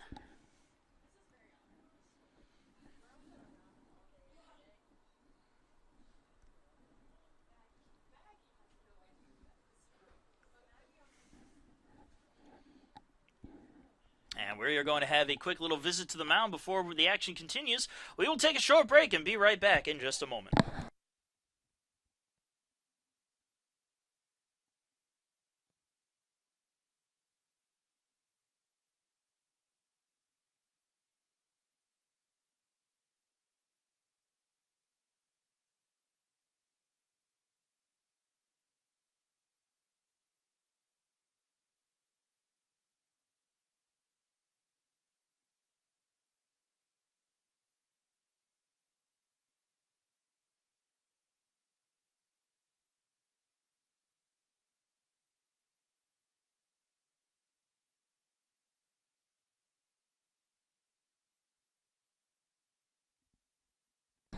Meeting adjourned. We'll go back to baseball. Again, runners on first and second, nobody out, and Ethan Baucom at the plate. First pitch is turned on and ripped foul down the third base side.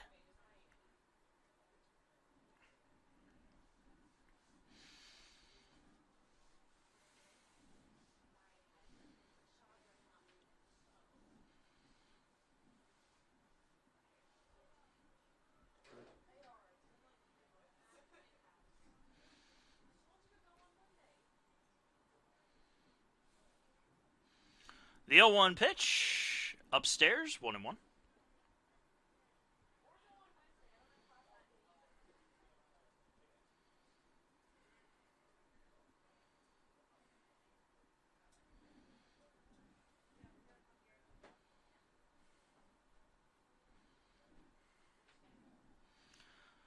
The The 1-1 is turned on and sent out into left field, and a diving catch there from Sean McQuillan will hold the runners up right where they are. Beautiful diving catch to possibly even save a run on a well-hit ball for the first out.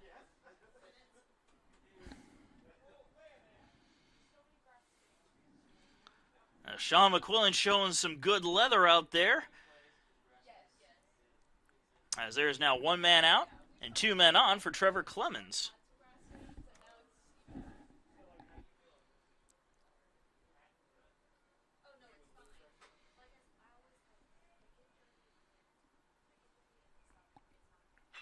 And that one is sent out into center field, a well-hit ball. But right there to make the catch is Ty Gilbert for the second out. Runner tags and is heading for third. And he will make it in there safe.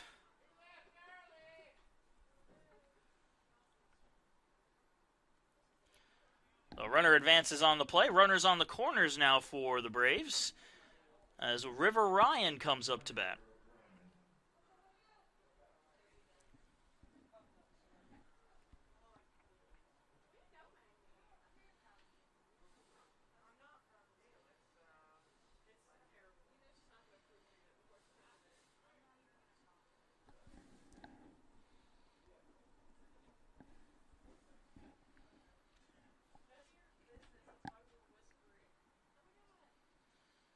First pitch in there for a call strike.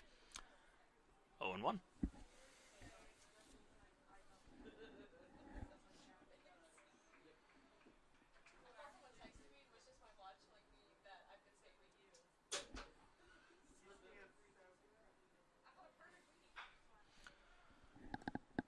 Sent foul down the third base side. So count 0-2 now.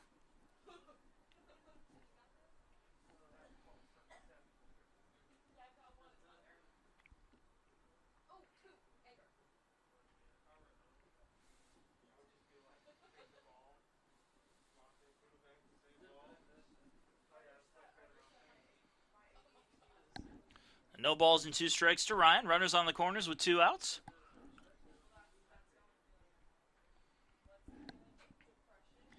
And Stobert deals. Ground ball through the right side. That'll be a base hit and score a run.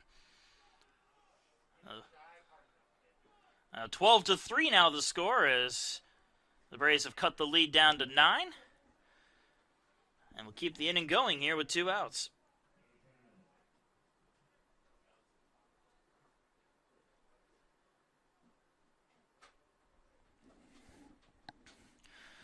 Gage Hammonds to the plate now. Runners on first and second again, two down.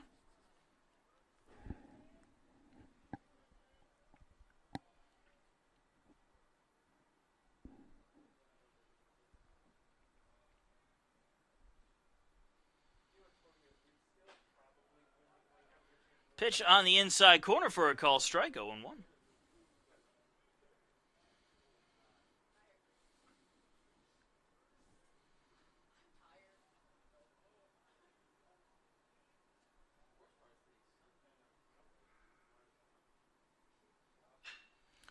Hard shot to short and misplayed out there by Ecker. That will score another run. And it's now a 12-4 lead.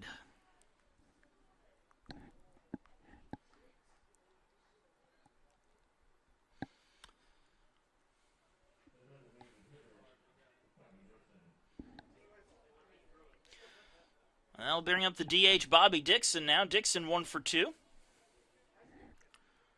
Scored the previous play in E6. 2 on and 2 out. And Dixon goes after the first pitch. Strike one.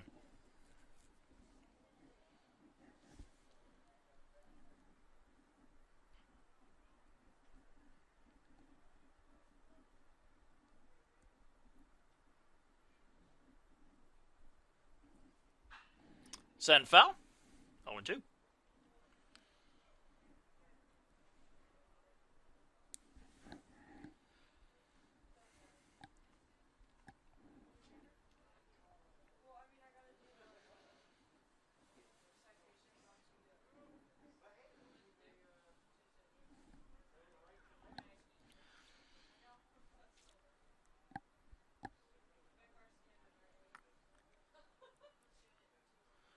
The 0-2 pitch. Swing and a miss. Got him to chase one upstairs and outside, and that will do it.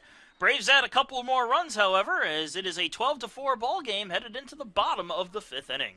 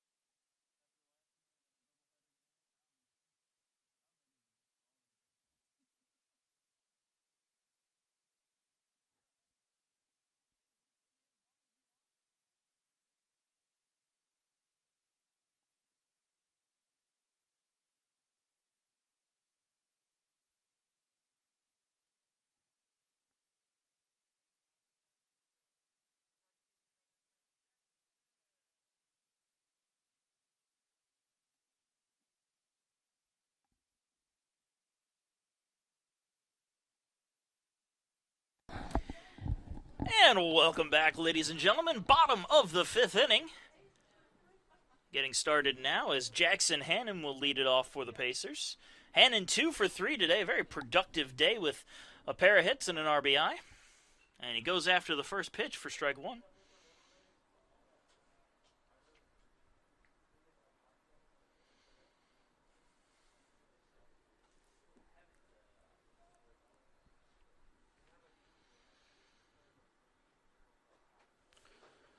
Just brushes the upper inside corner to move the count to 0-2.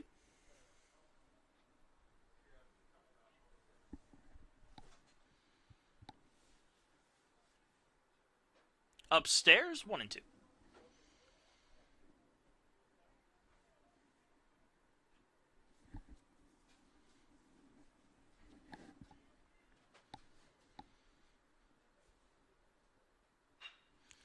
Shot to second.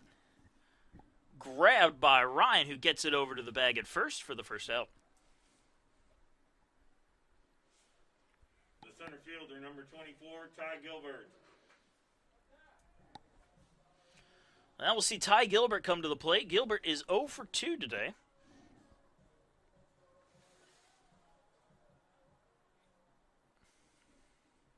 Gilbert was hit by a pitch, however, and did come around to score a run, so he has contributed offensively in this 12-4 ball game. And he goes after the first pitch, kind of a half check swing, half full swing, and fouls it off for strike one.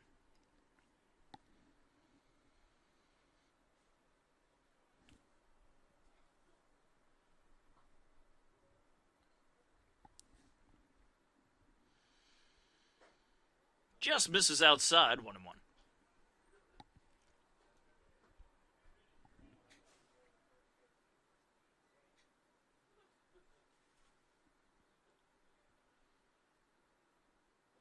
Ball in the dirt, 2-1.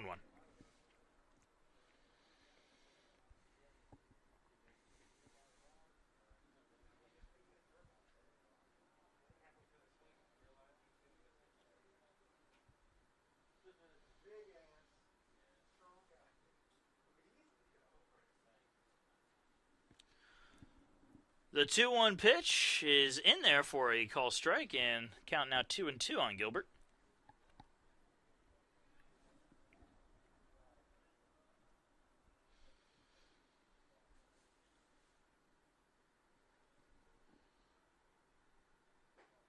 Just missed inside, full count.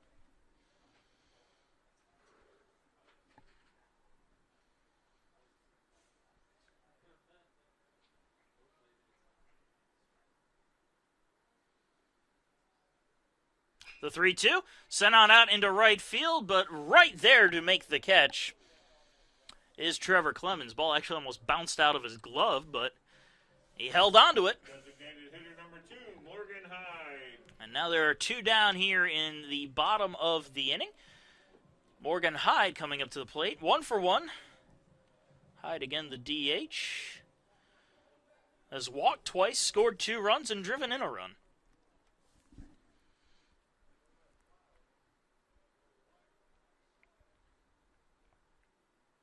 First pitch down the middle for a strike, 0-1.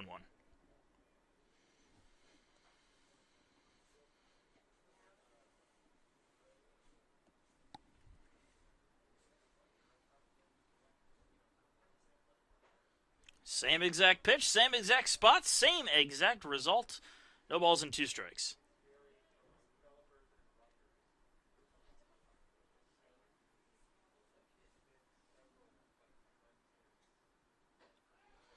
Just misses, and the count moves to 1-2.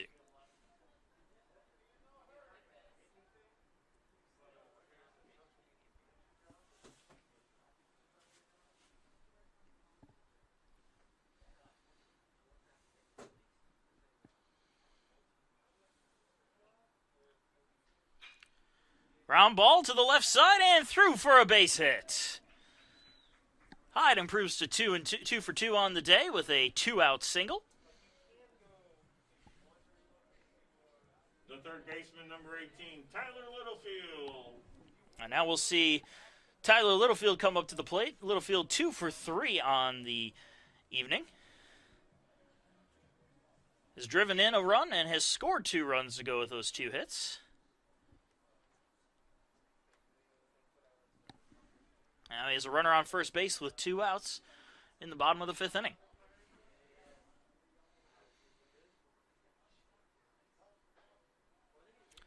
Pitch in there for a strike, 0-1.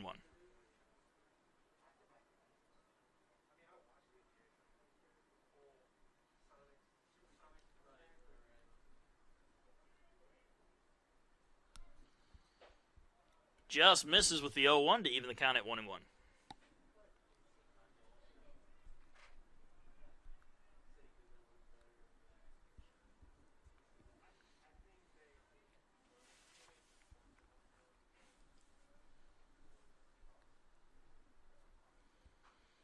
Fouled off, 1-2.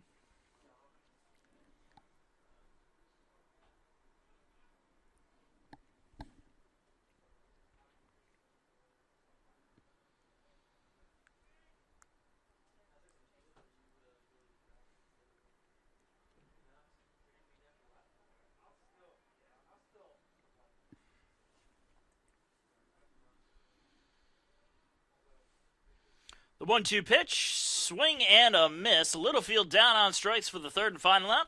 Paces leave a man stranded, but still hold on to the lead, 12-4 as we head into the 6th inning.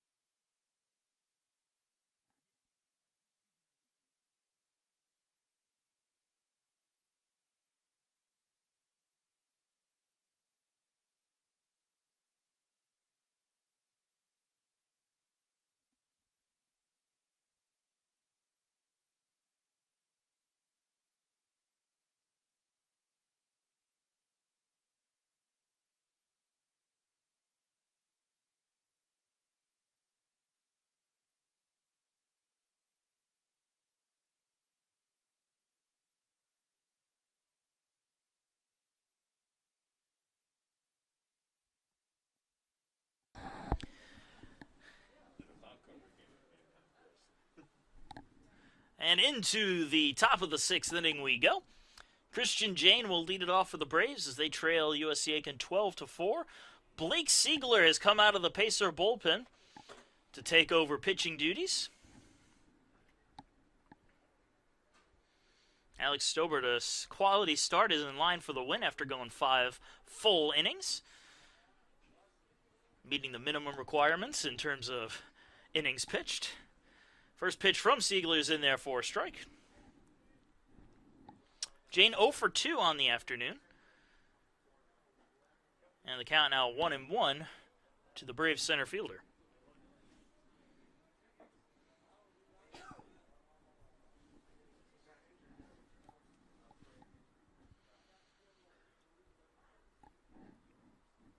The 1-1, high and away, 2-1.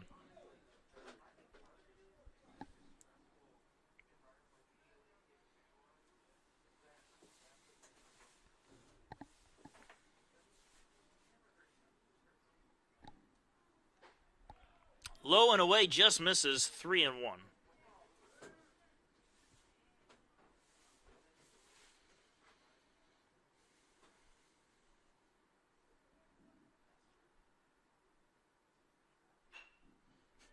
Slow chopper along the first base side.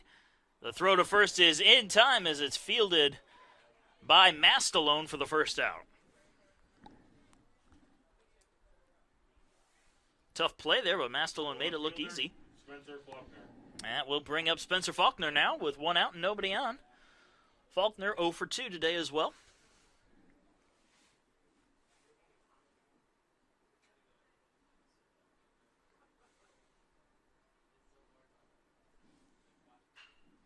Goes after that one and sends it out into right field for a base hit. Bobbled a little bit out there by Hannon, but no harm, no foul as he gets it in. Shortstop number 11, Wellington Guzman. So after the 1 out signal, Wellington Guzman will come up to the plate.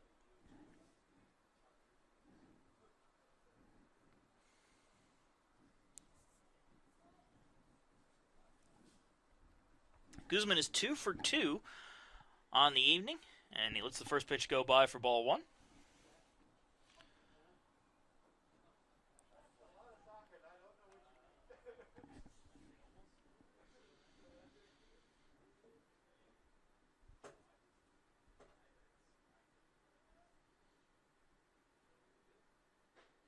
In there for a strike, 1-1.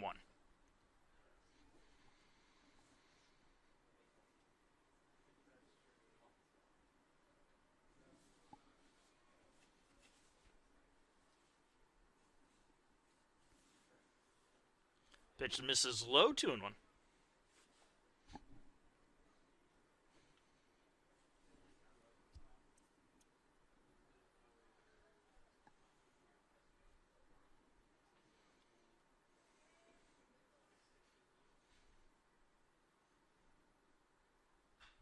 Fouled off, 2-2.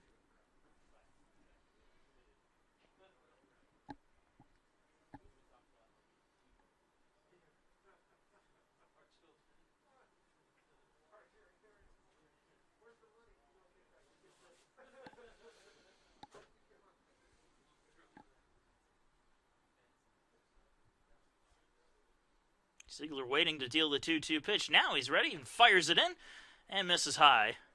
Full count.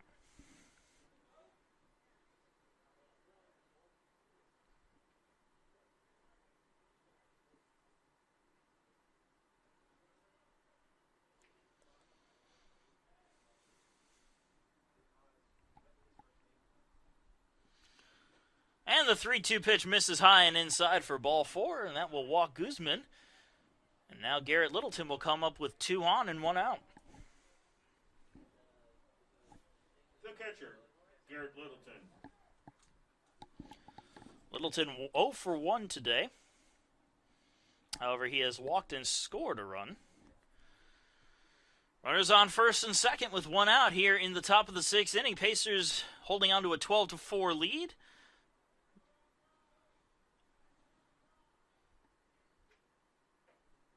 First pitch misses for a ball, 1-0.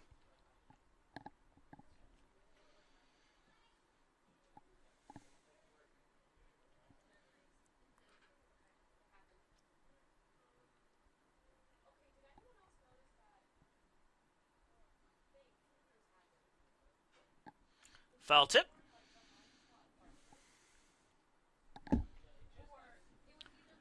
An even count of 1-1.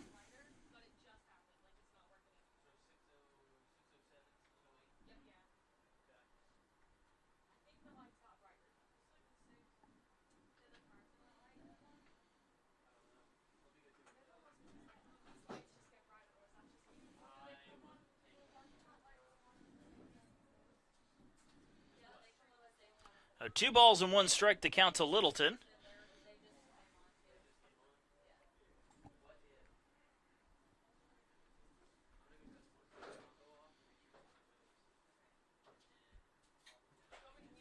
In there for a strike, and the count's evened up at 2-2.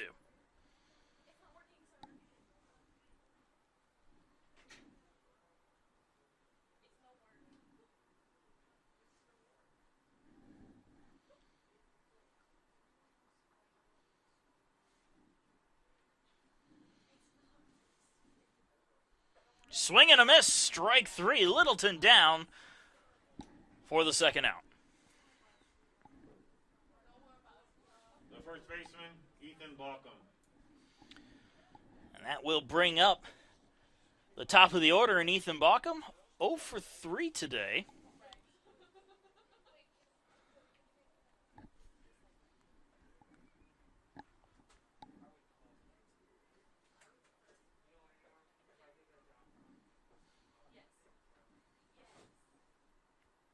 First pitch from Siegler, misses high for a ball, 1-0.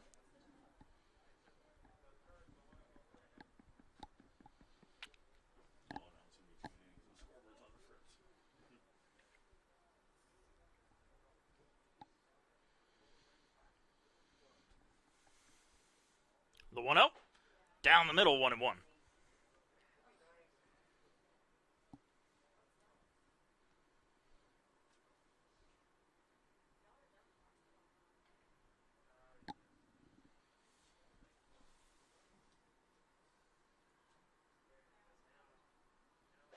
Upstairs and inside.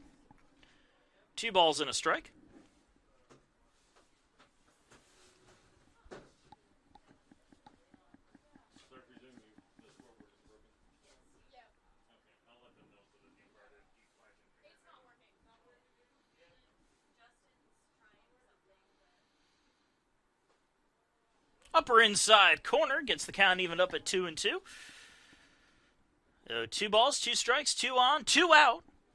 Here in the top of the 6th inning.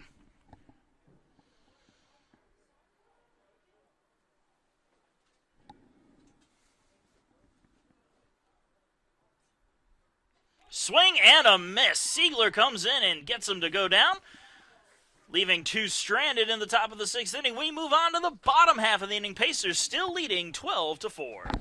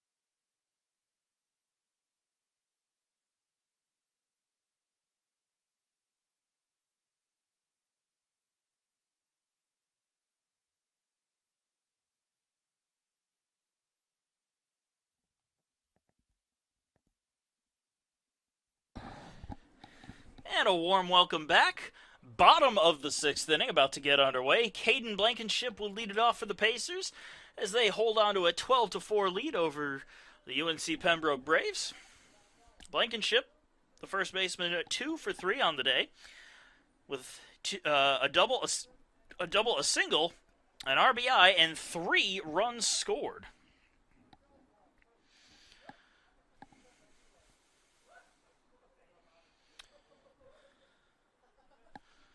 The 0-1 pitch on its way. And that one fouled off. 0-2.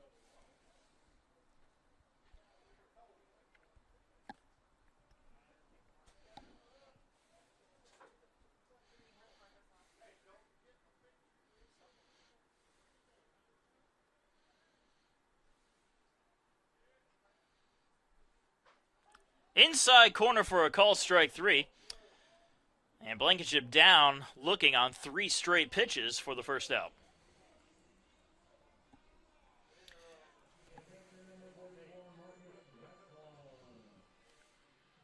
And now we'll see Marcus Mastalone come to the plate.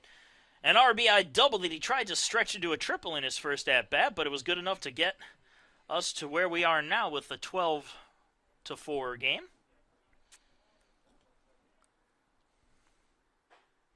Down the middle on the first pitch for strike 1.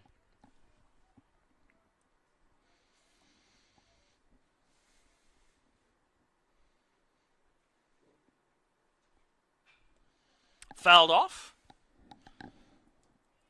0-2.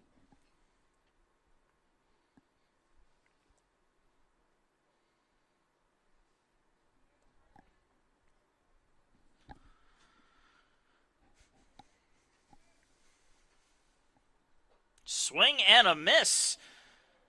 Back-to-back 3-pitch strikeouts, and there are already 2 men down here in the bottom of the 6th inning. And the shortstop, James Eckert, will come to the plate. Eckert 1 for 2 with an RBI single. Was also walked in today's game.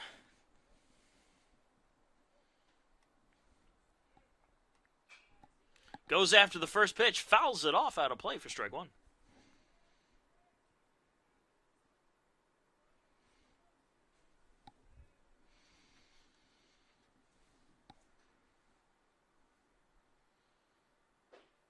Just misses low and away. 1-1.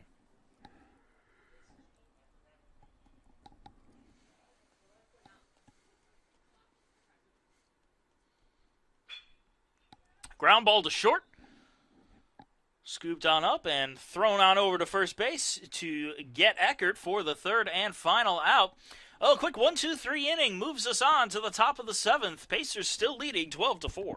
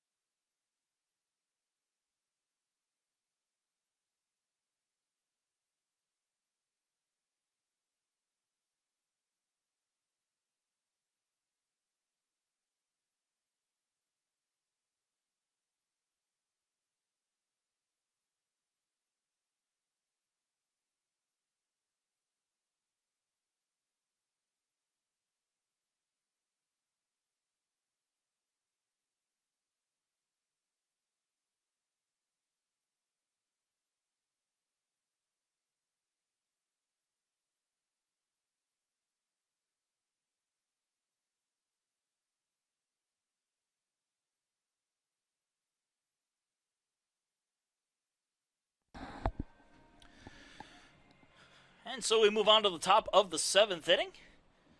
Pacers up by 8 over the Braves.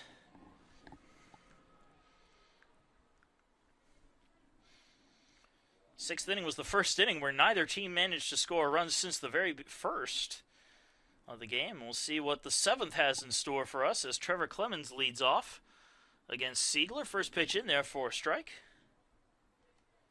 Clemens 1 for 3 on the day with a run scored.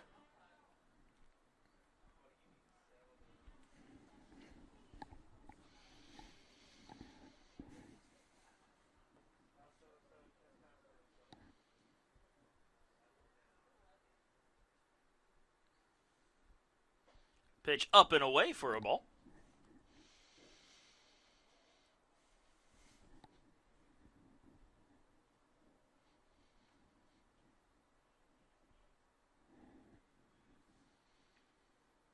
The 1-1. Misses low. 2-1.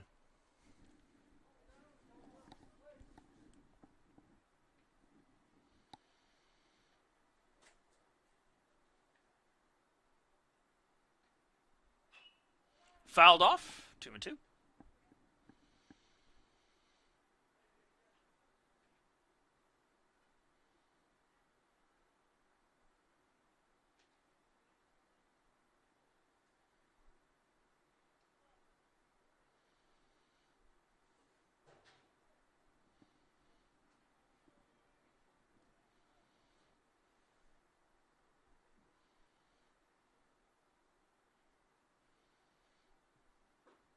Just missed low.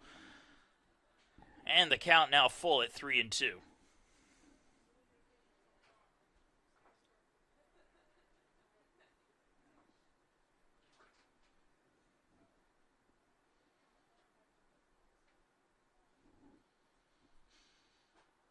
Outside, ball 4.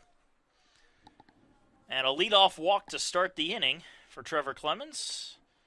And that will bring up River Ryan. River Ryan 1 for 2 today with an RBI and a run scored.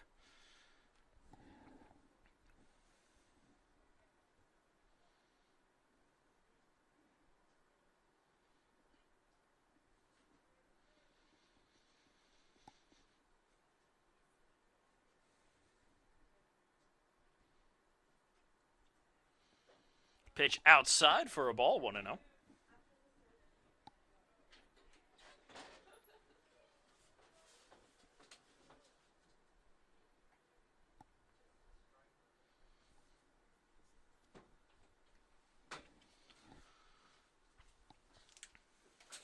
The 1-0 pitch in there for a strike.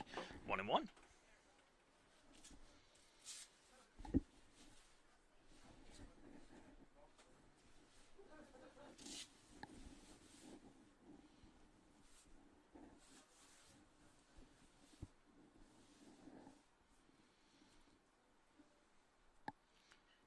Upstairs, 2 balls and a strike.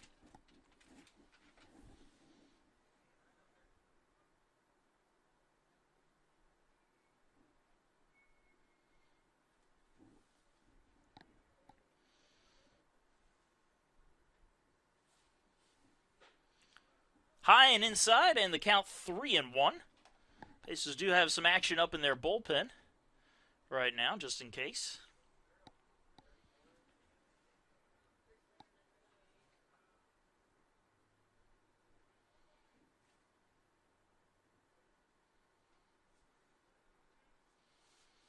Fouled off, and another full count.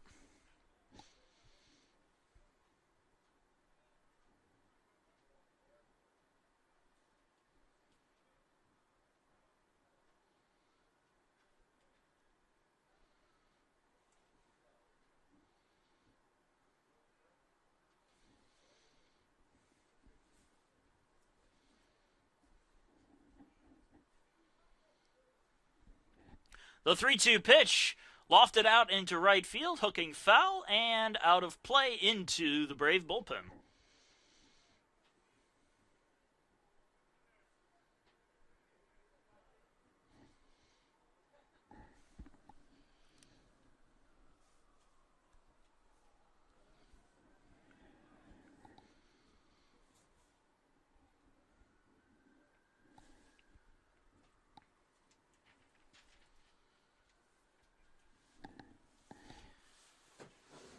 We'll get set to do the 3-2 pitch over again as Siegler sets, deals. And that one's grounded up the middle. Grabbed at second, bobbled, and everybody will be safe. Sear came up trying to scoop it quickly and just couldn't get enough of a handle on it.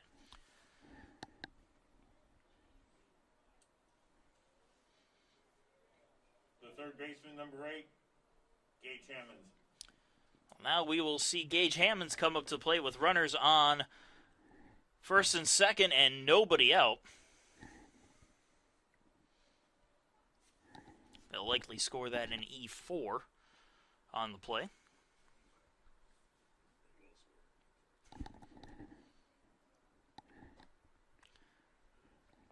And that pitch missing for a ball, and that's going to draw a visit from the Pacer dugout.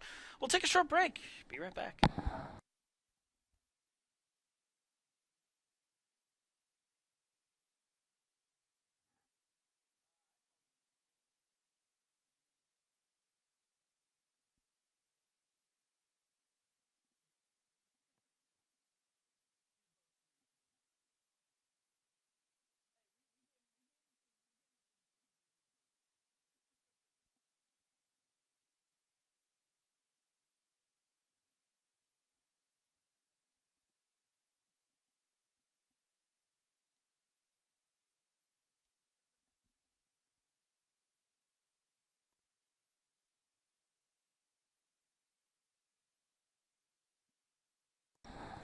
Well, the meeting is over with. We'll get right back to it. Hammonds up to the plate. Hammonds is 0 for 3 today, but he's got runners on first and second with nobody out. Chance to chip away at that Pacer lead as the first pitch falls into the strike zone.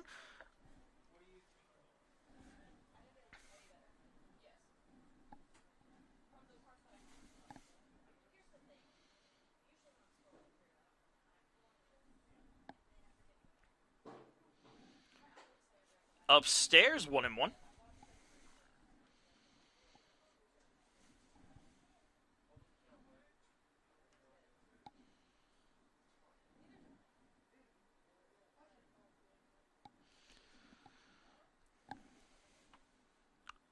The 1-1 pitch is a chopper to short.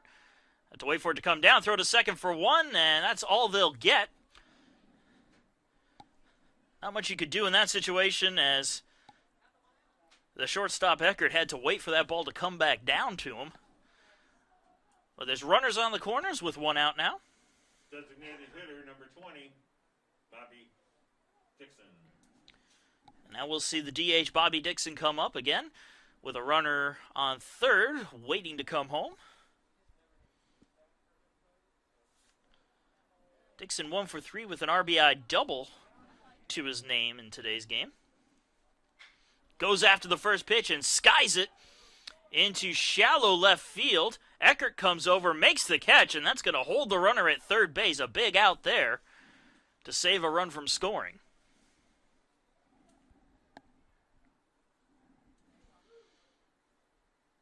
The center fielder, number 12, Christian Jane.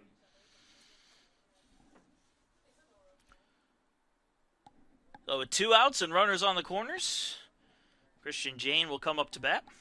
He is also 0 for today, 0 for 3.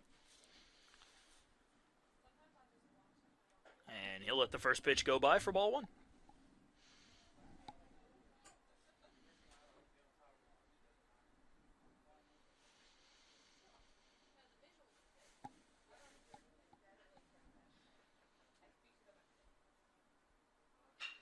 Ground ball to second. Sear scoops it up and tosses it over to first for the third and final out. In the top of the 7th, no runs a hit and a pair left stranded.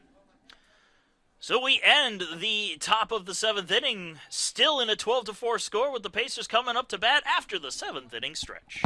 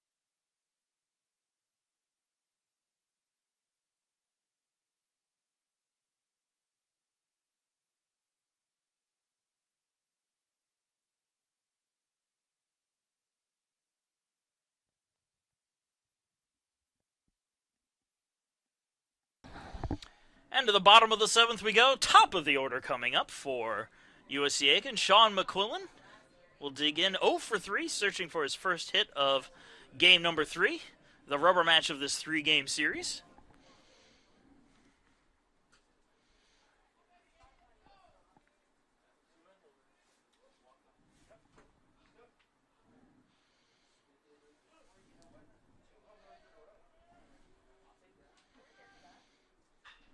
And McQuillan skies that one into shallow right field. And making the catch for the first out is River Ryan. And now that'll bring up Jeff Sear. The second baseman, Jeff Sear. Sear 1 for 4 on the evening. Has managed an RBI and a run scored as well, and his one hit was a triple.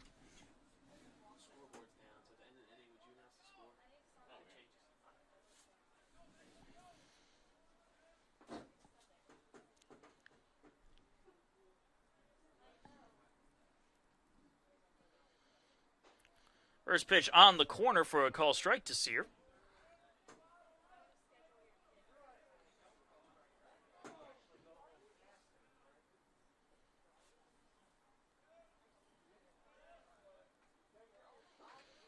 Just misses low and inside. 1-1.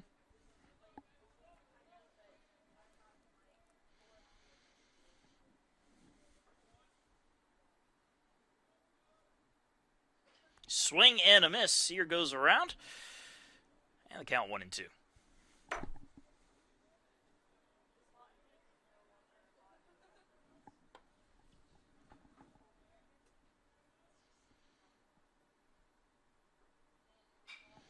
Fouled off out of play. We'll do it over.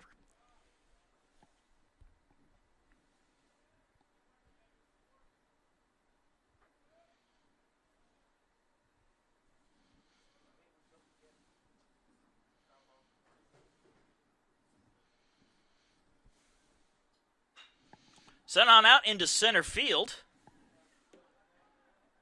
Making a bit of a longer run than he thought he had to make was Christian Jane.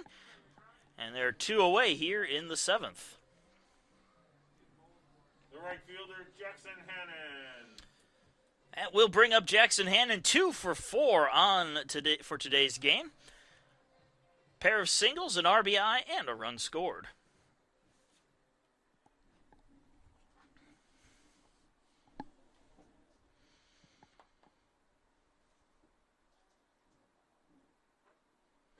Pitch upstairs for a ball, 1-0.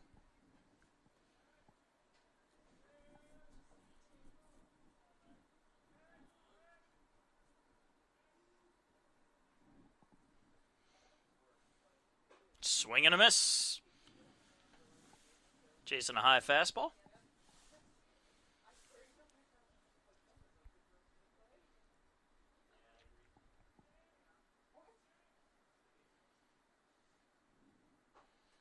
Misses inside.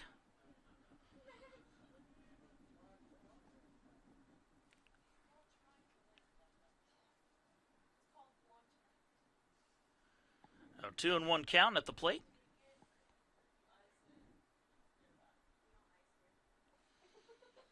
Outside, 3-1.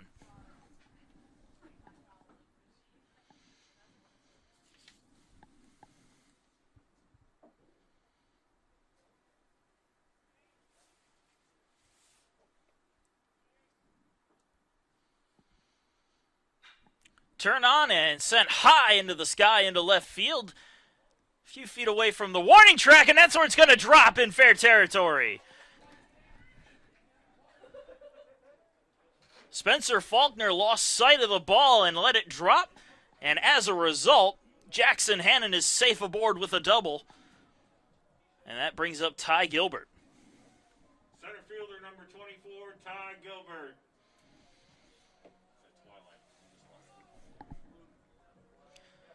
Gilbert is 0 for 3 today, but he's reached on a hit by pitch and scored a run.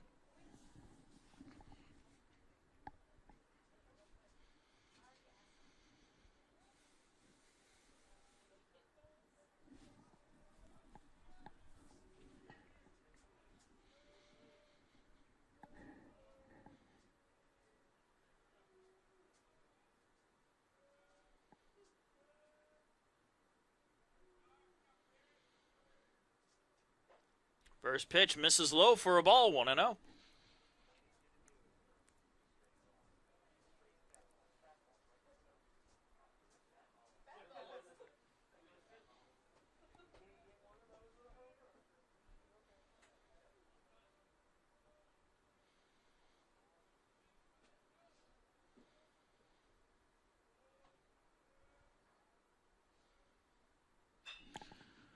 Popped high into the sky into shallow center field.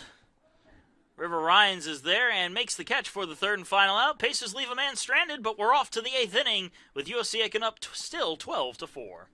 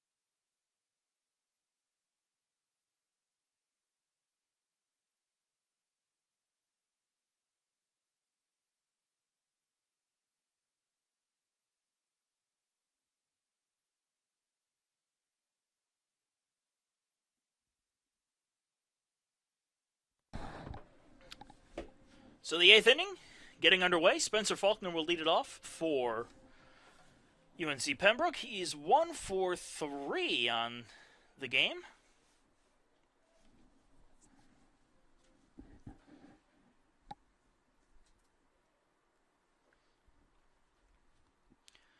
And the first pitch fouled off from Siegler. Strike one.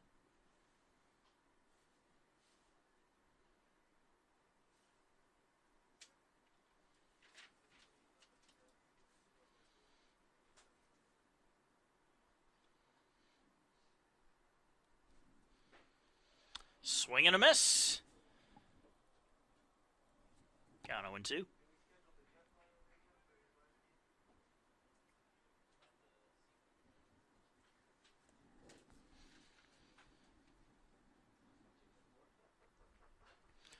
Fouled off. Faulkner just able to stay alive.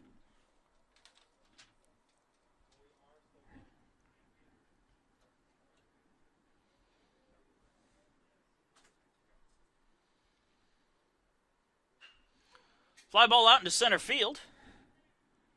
Coming in and making the catch is Gilbert for the first out.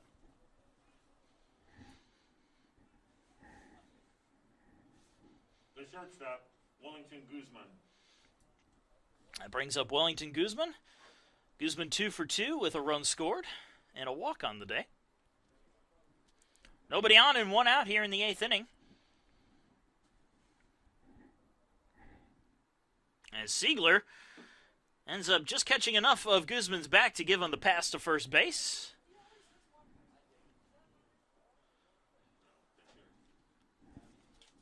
And so we will have Garrett Littleton come up to the plate. The catcher, Garrett Littleton. Littleton 0 for 2 with a walk and a run scored in the game today. Runner on first base now with 1 out. Siegler deals. Strike down the middle.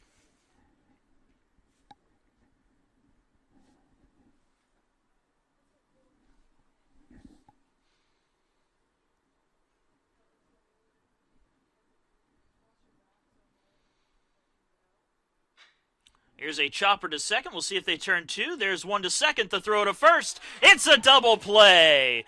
That'll end the top of the 8th inning. And the top of the 8th ends with the pitcher's best friend, 6-4-3.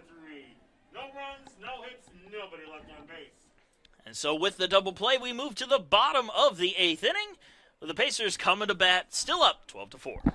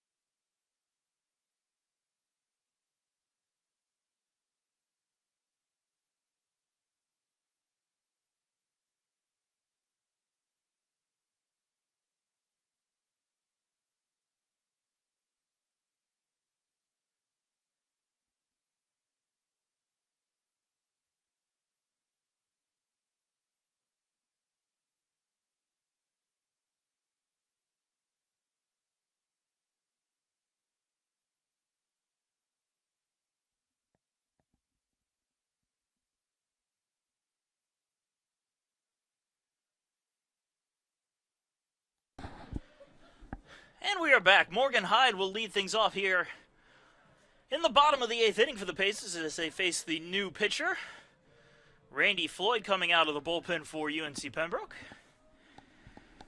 As the Pacers seek to either end it here in the bottom of the 8th with a run rule,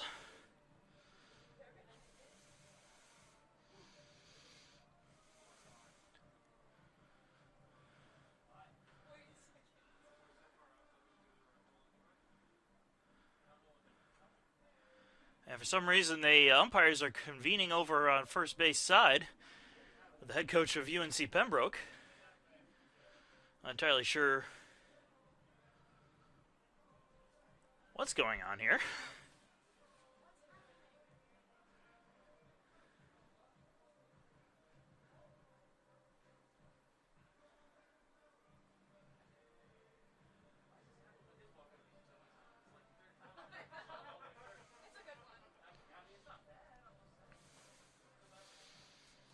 I'm not entirely sure what that's all about, but it looks like we're just about ready to get things going now here in the 8th.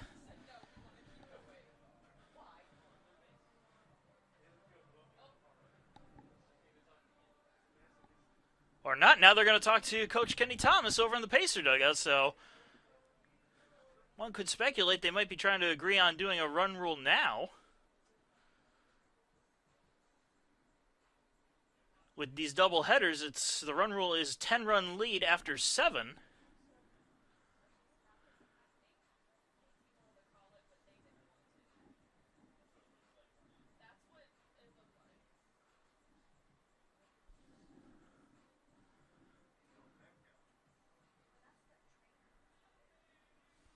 Well, I'm not sure what's going on exactly, but we'll get back to baseball. Again, Morgan Hyde will lead it off here against the new pitcher, Randy Floyd, here in the bottom of the 8th inning. Pitch is upstairs for ball 1.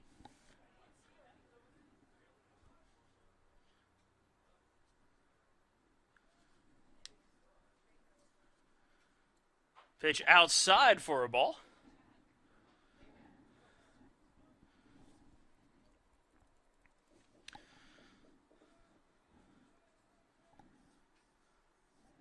The 2-0 pitch inside. 3-0.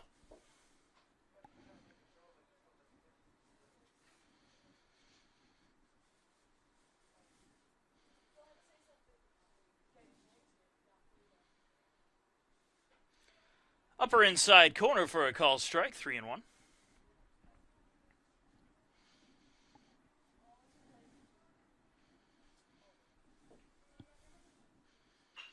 Ground ball right back to the mound as Floyd snatches it with the glove and tosses to first for the first out.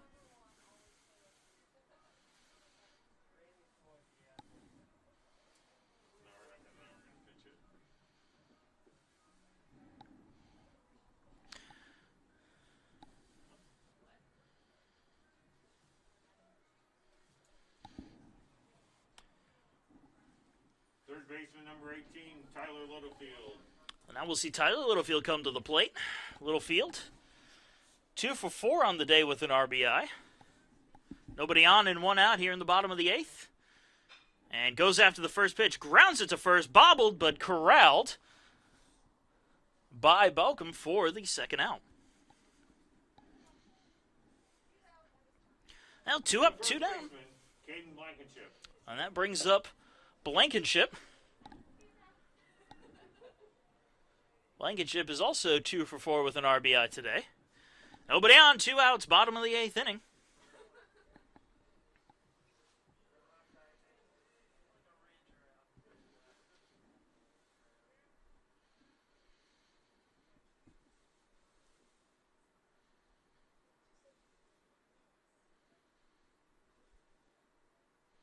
And the pitch is low and away for a ball, 1-0.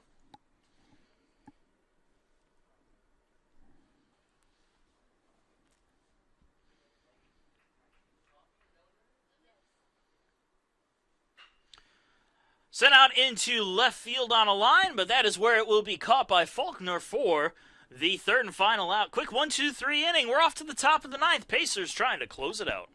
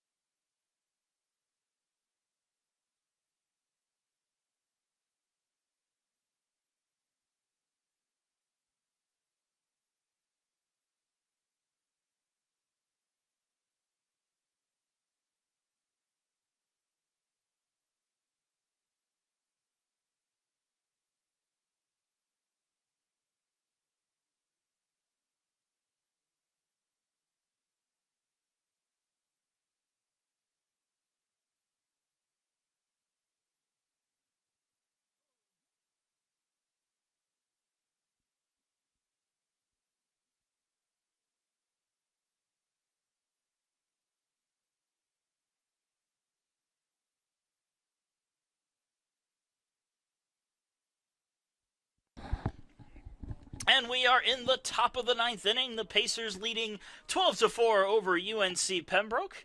As the top of the order for the Braves leads it off with Ethan Baucom.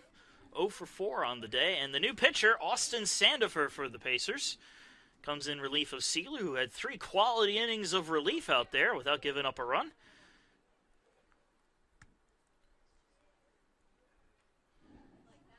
First pitch from Sandifer in there for a call strike, 0-1.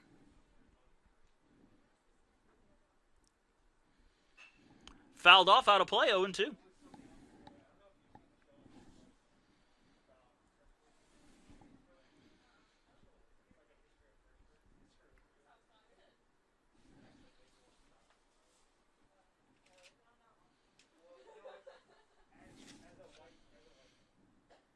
Just misses outside, 1 ball, 2 strikes.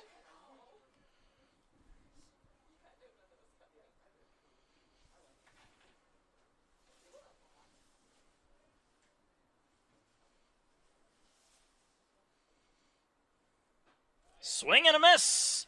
Sandifer gets Baucom to go down on strikes for the first out.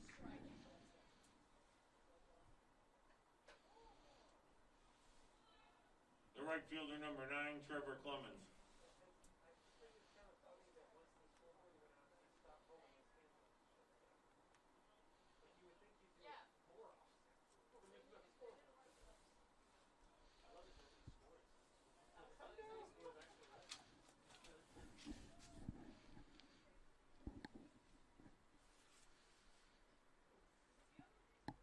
First pitch misses inside for a ball. Trevor Clemens, the new batter, 1 for 3 on the game with a run scored and a walk. The 1-0. Outside corner for a strike.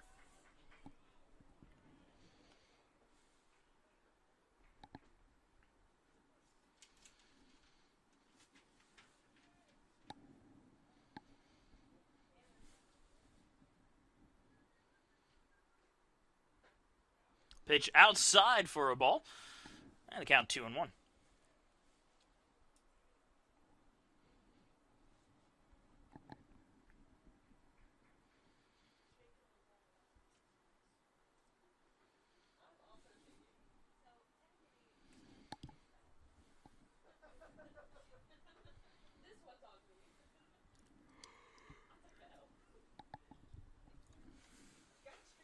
Just misses the outside corner, count 3-1.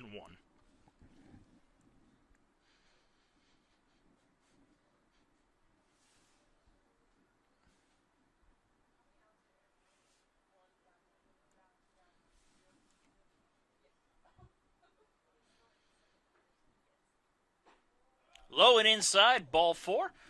A 1-out walk to Trevor Clemens. And that will bring up River Ryan with a man on first and 1 out. The second baseman, River Ryan. Ryan 1 for 3 with an RBI and a run scored.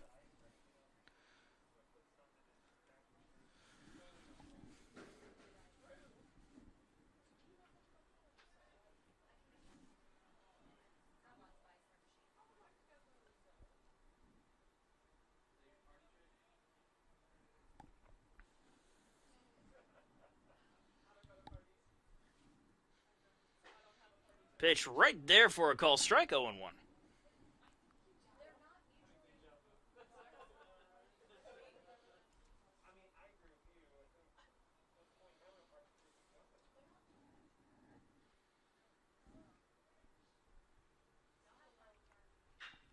Ground ball to third. That's going to get past the diving Littlefield and into left field for a base hit. So 2 men are aboard with 1 out here in the 9th.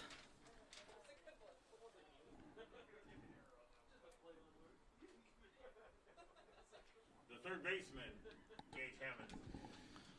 Now we'll see Gage Hammonds come up to bat now with 2 on and 1 out. Hammonds is 1 for 4 today. Or sorry, 0 for 4 today.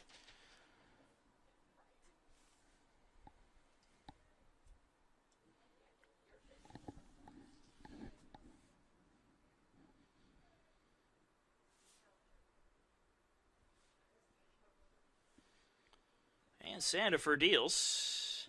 Pitch on the inside corner for a call strike.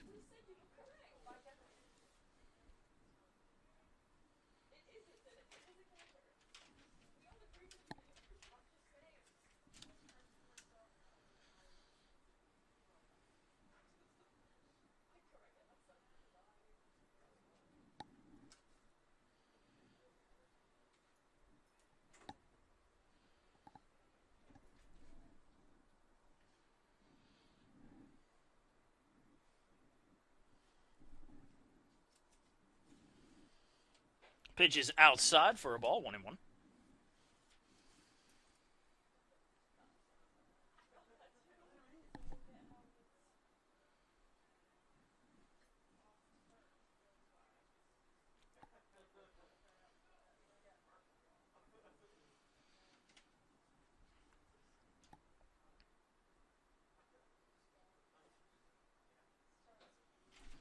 Low and outside for another call ball. The count now 2-1.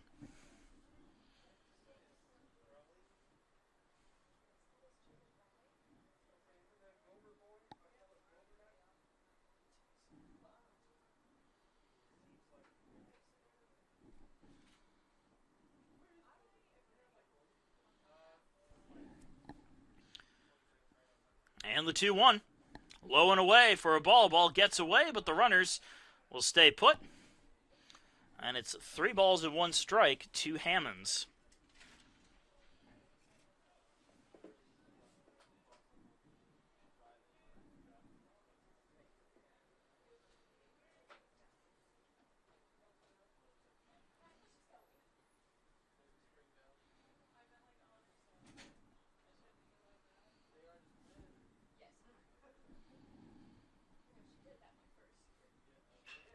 Here's a ground ball to short. Throw to second for 1. The throw to first is in time to complete the double play, and that will do it. Your totals and highlights for USC Aiken, 12 runs, 14 hits. For UNC Pembroke, 4 runs on 8 hits. The winning pitcher was Alex Silver.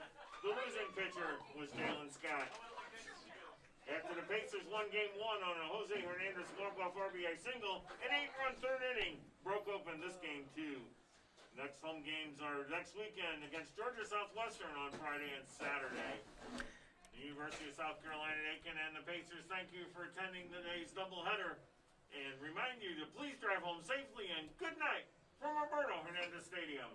Well, in case you couldn't hear it over the PA, Pacers win games 2 and 3, clinching the doubleheader and clinching the series against the 25th ranked UNC Pembroke Braves by a 2-1 margin. Pacers will be back in action against the Georgia Southwestern Hurricanes on February the 26th, and a doubleheader planned for Saturday, February the 27th. The game on the 26th starts at 6 p.m., and Game 1 of the doubleheader begins at 1 p.m. on Saturday. That'll be the next one before they head off on the road to take on Georgia College March 5th, the week after. And in other Pacer news, be sure to keep an eye on the #1 ranked men's golf team as they begin competition at the Pinnacle Bank Intercollegiate hosted by Francis Marion starting tomorrow, an all-day event. And the next day of that event will be the next day, February 23rd, another all-day event. But be sure to keep an eye on the top-ranked men's golf team as they look to claim title number 4. But until this next weekend for baseball, I'm Marcus Johnson. Thank you so much for joining us, and have a good one.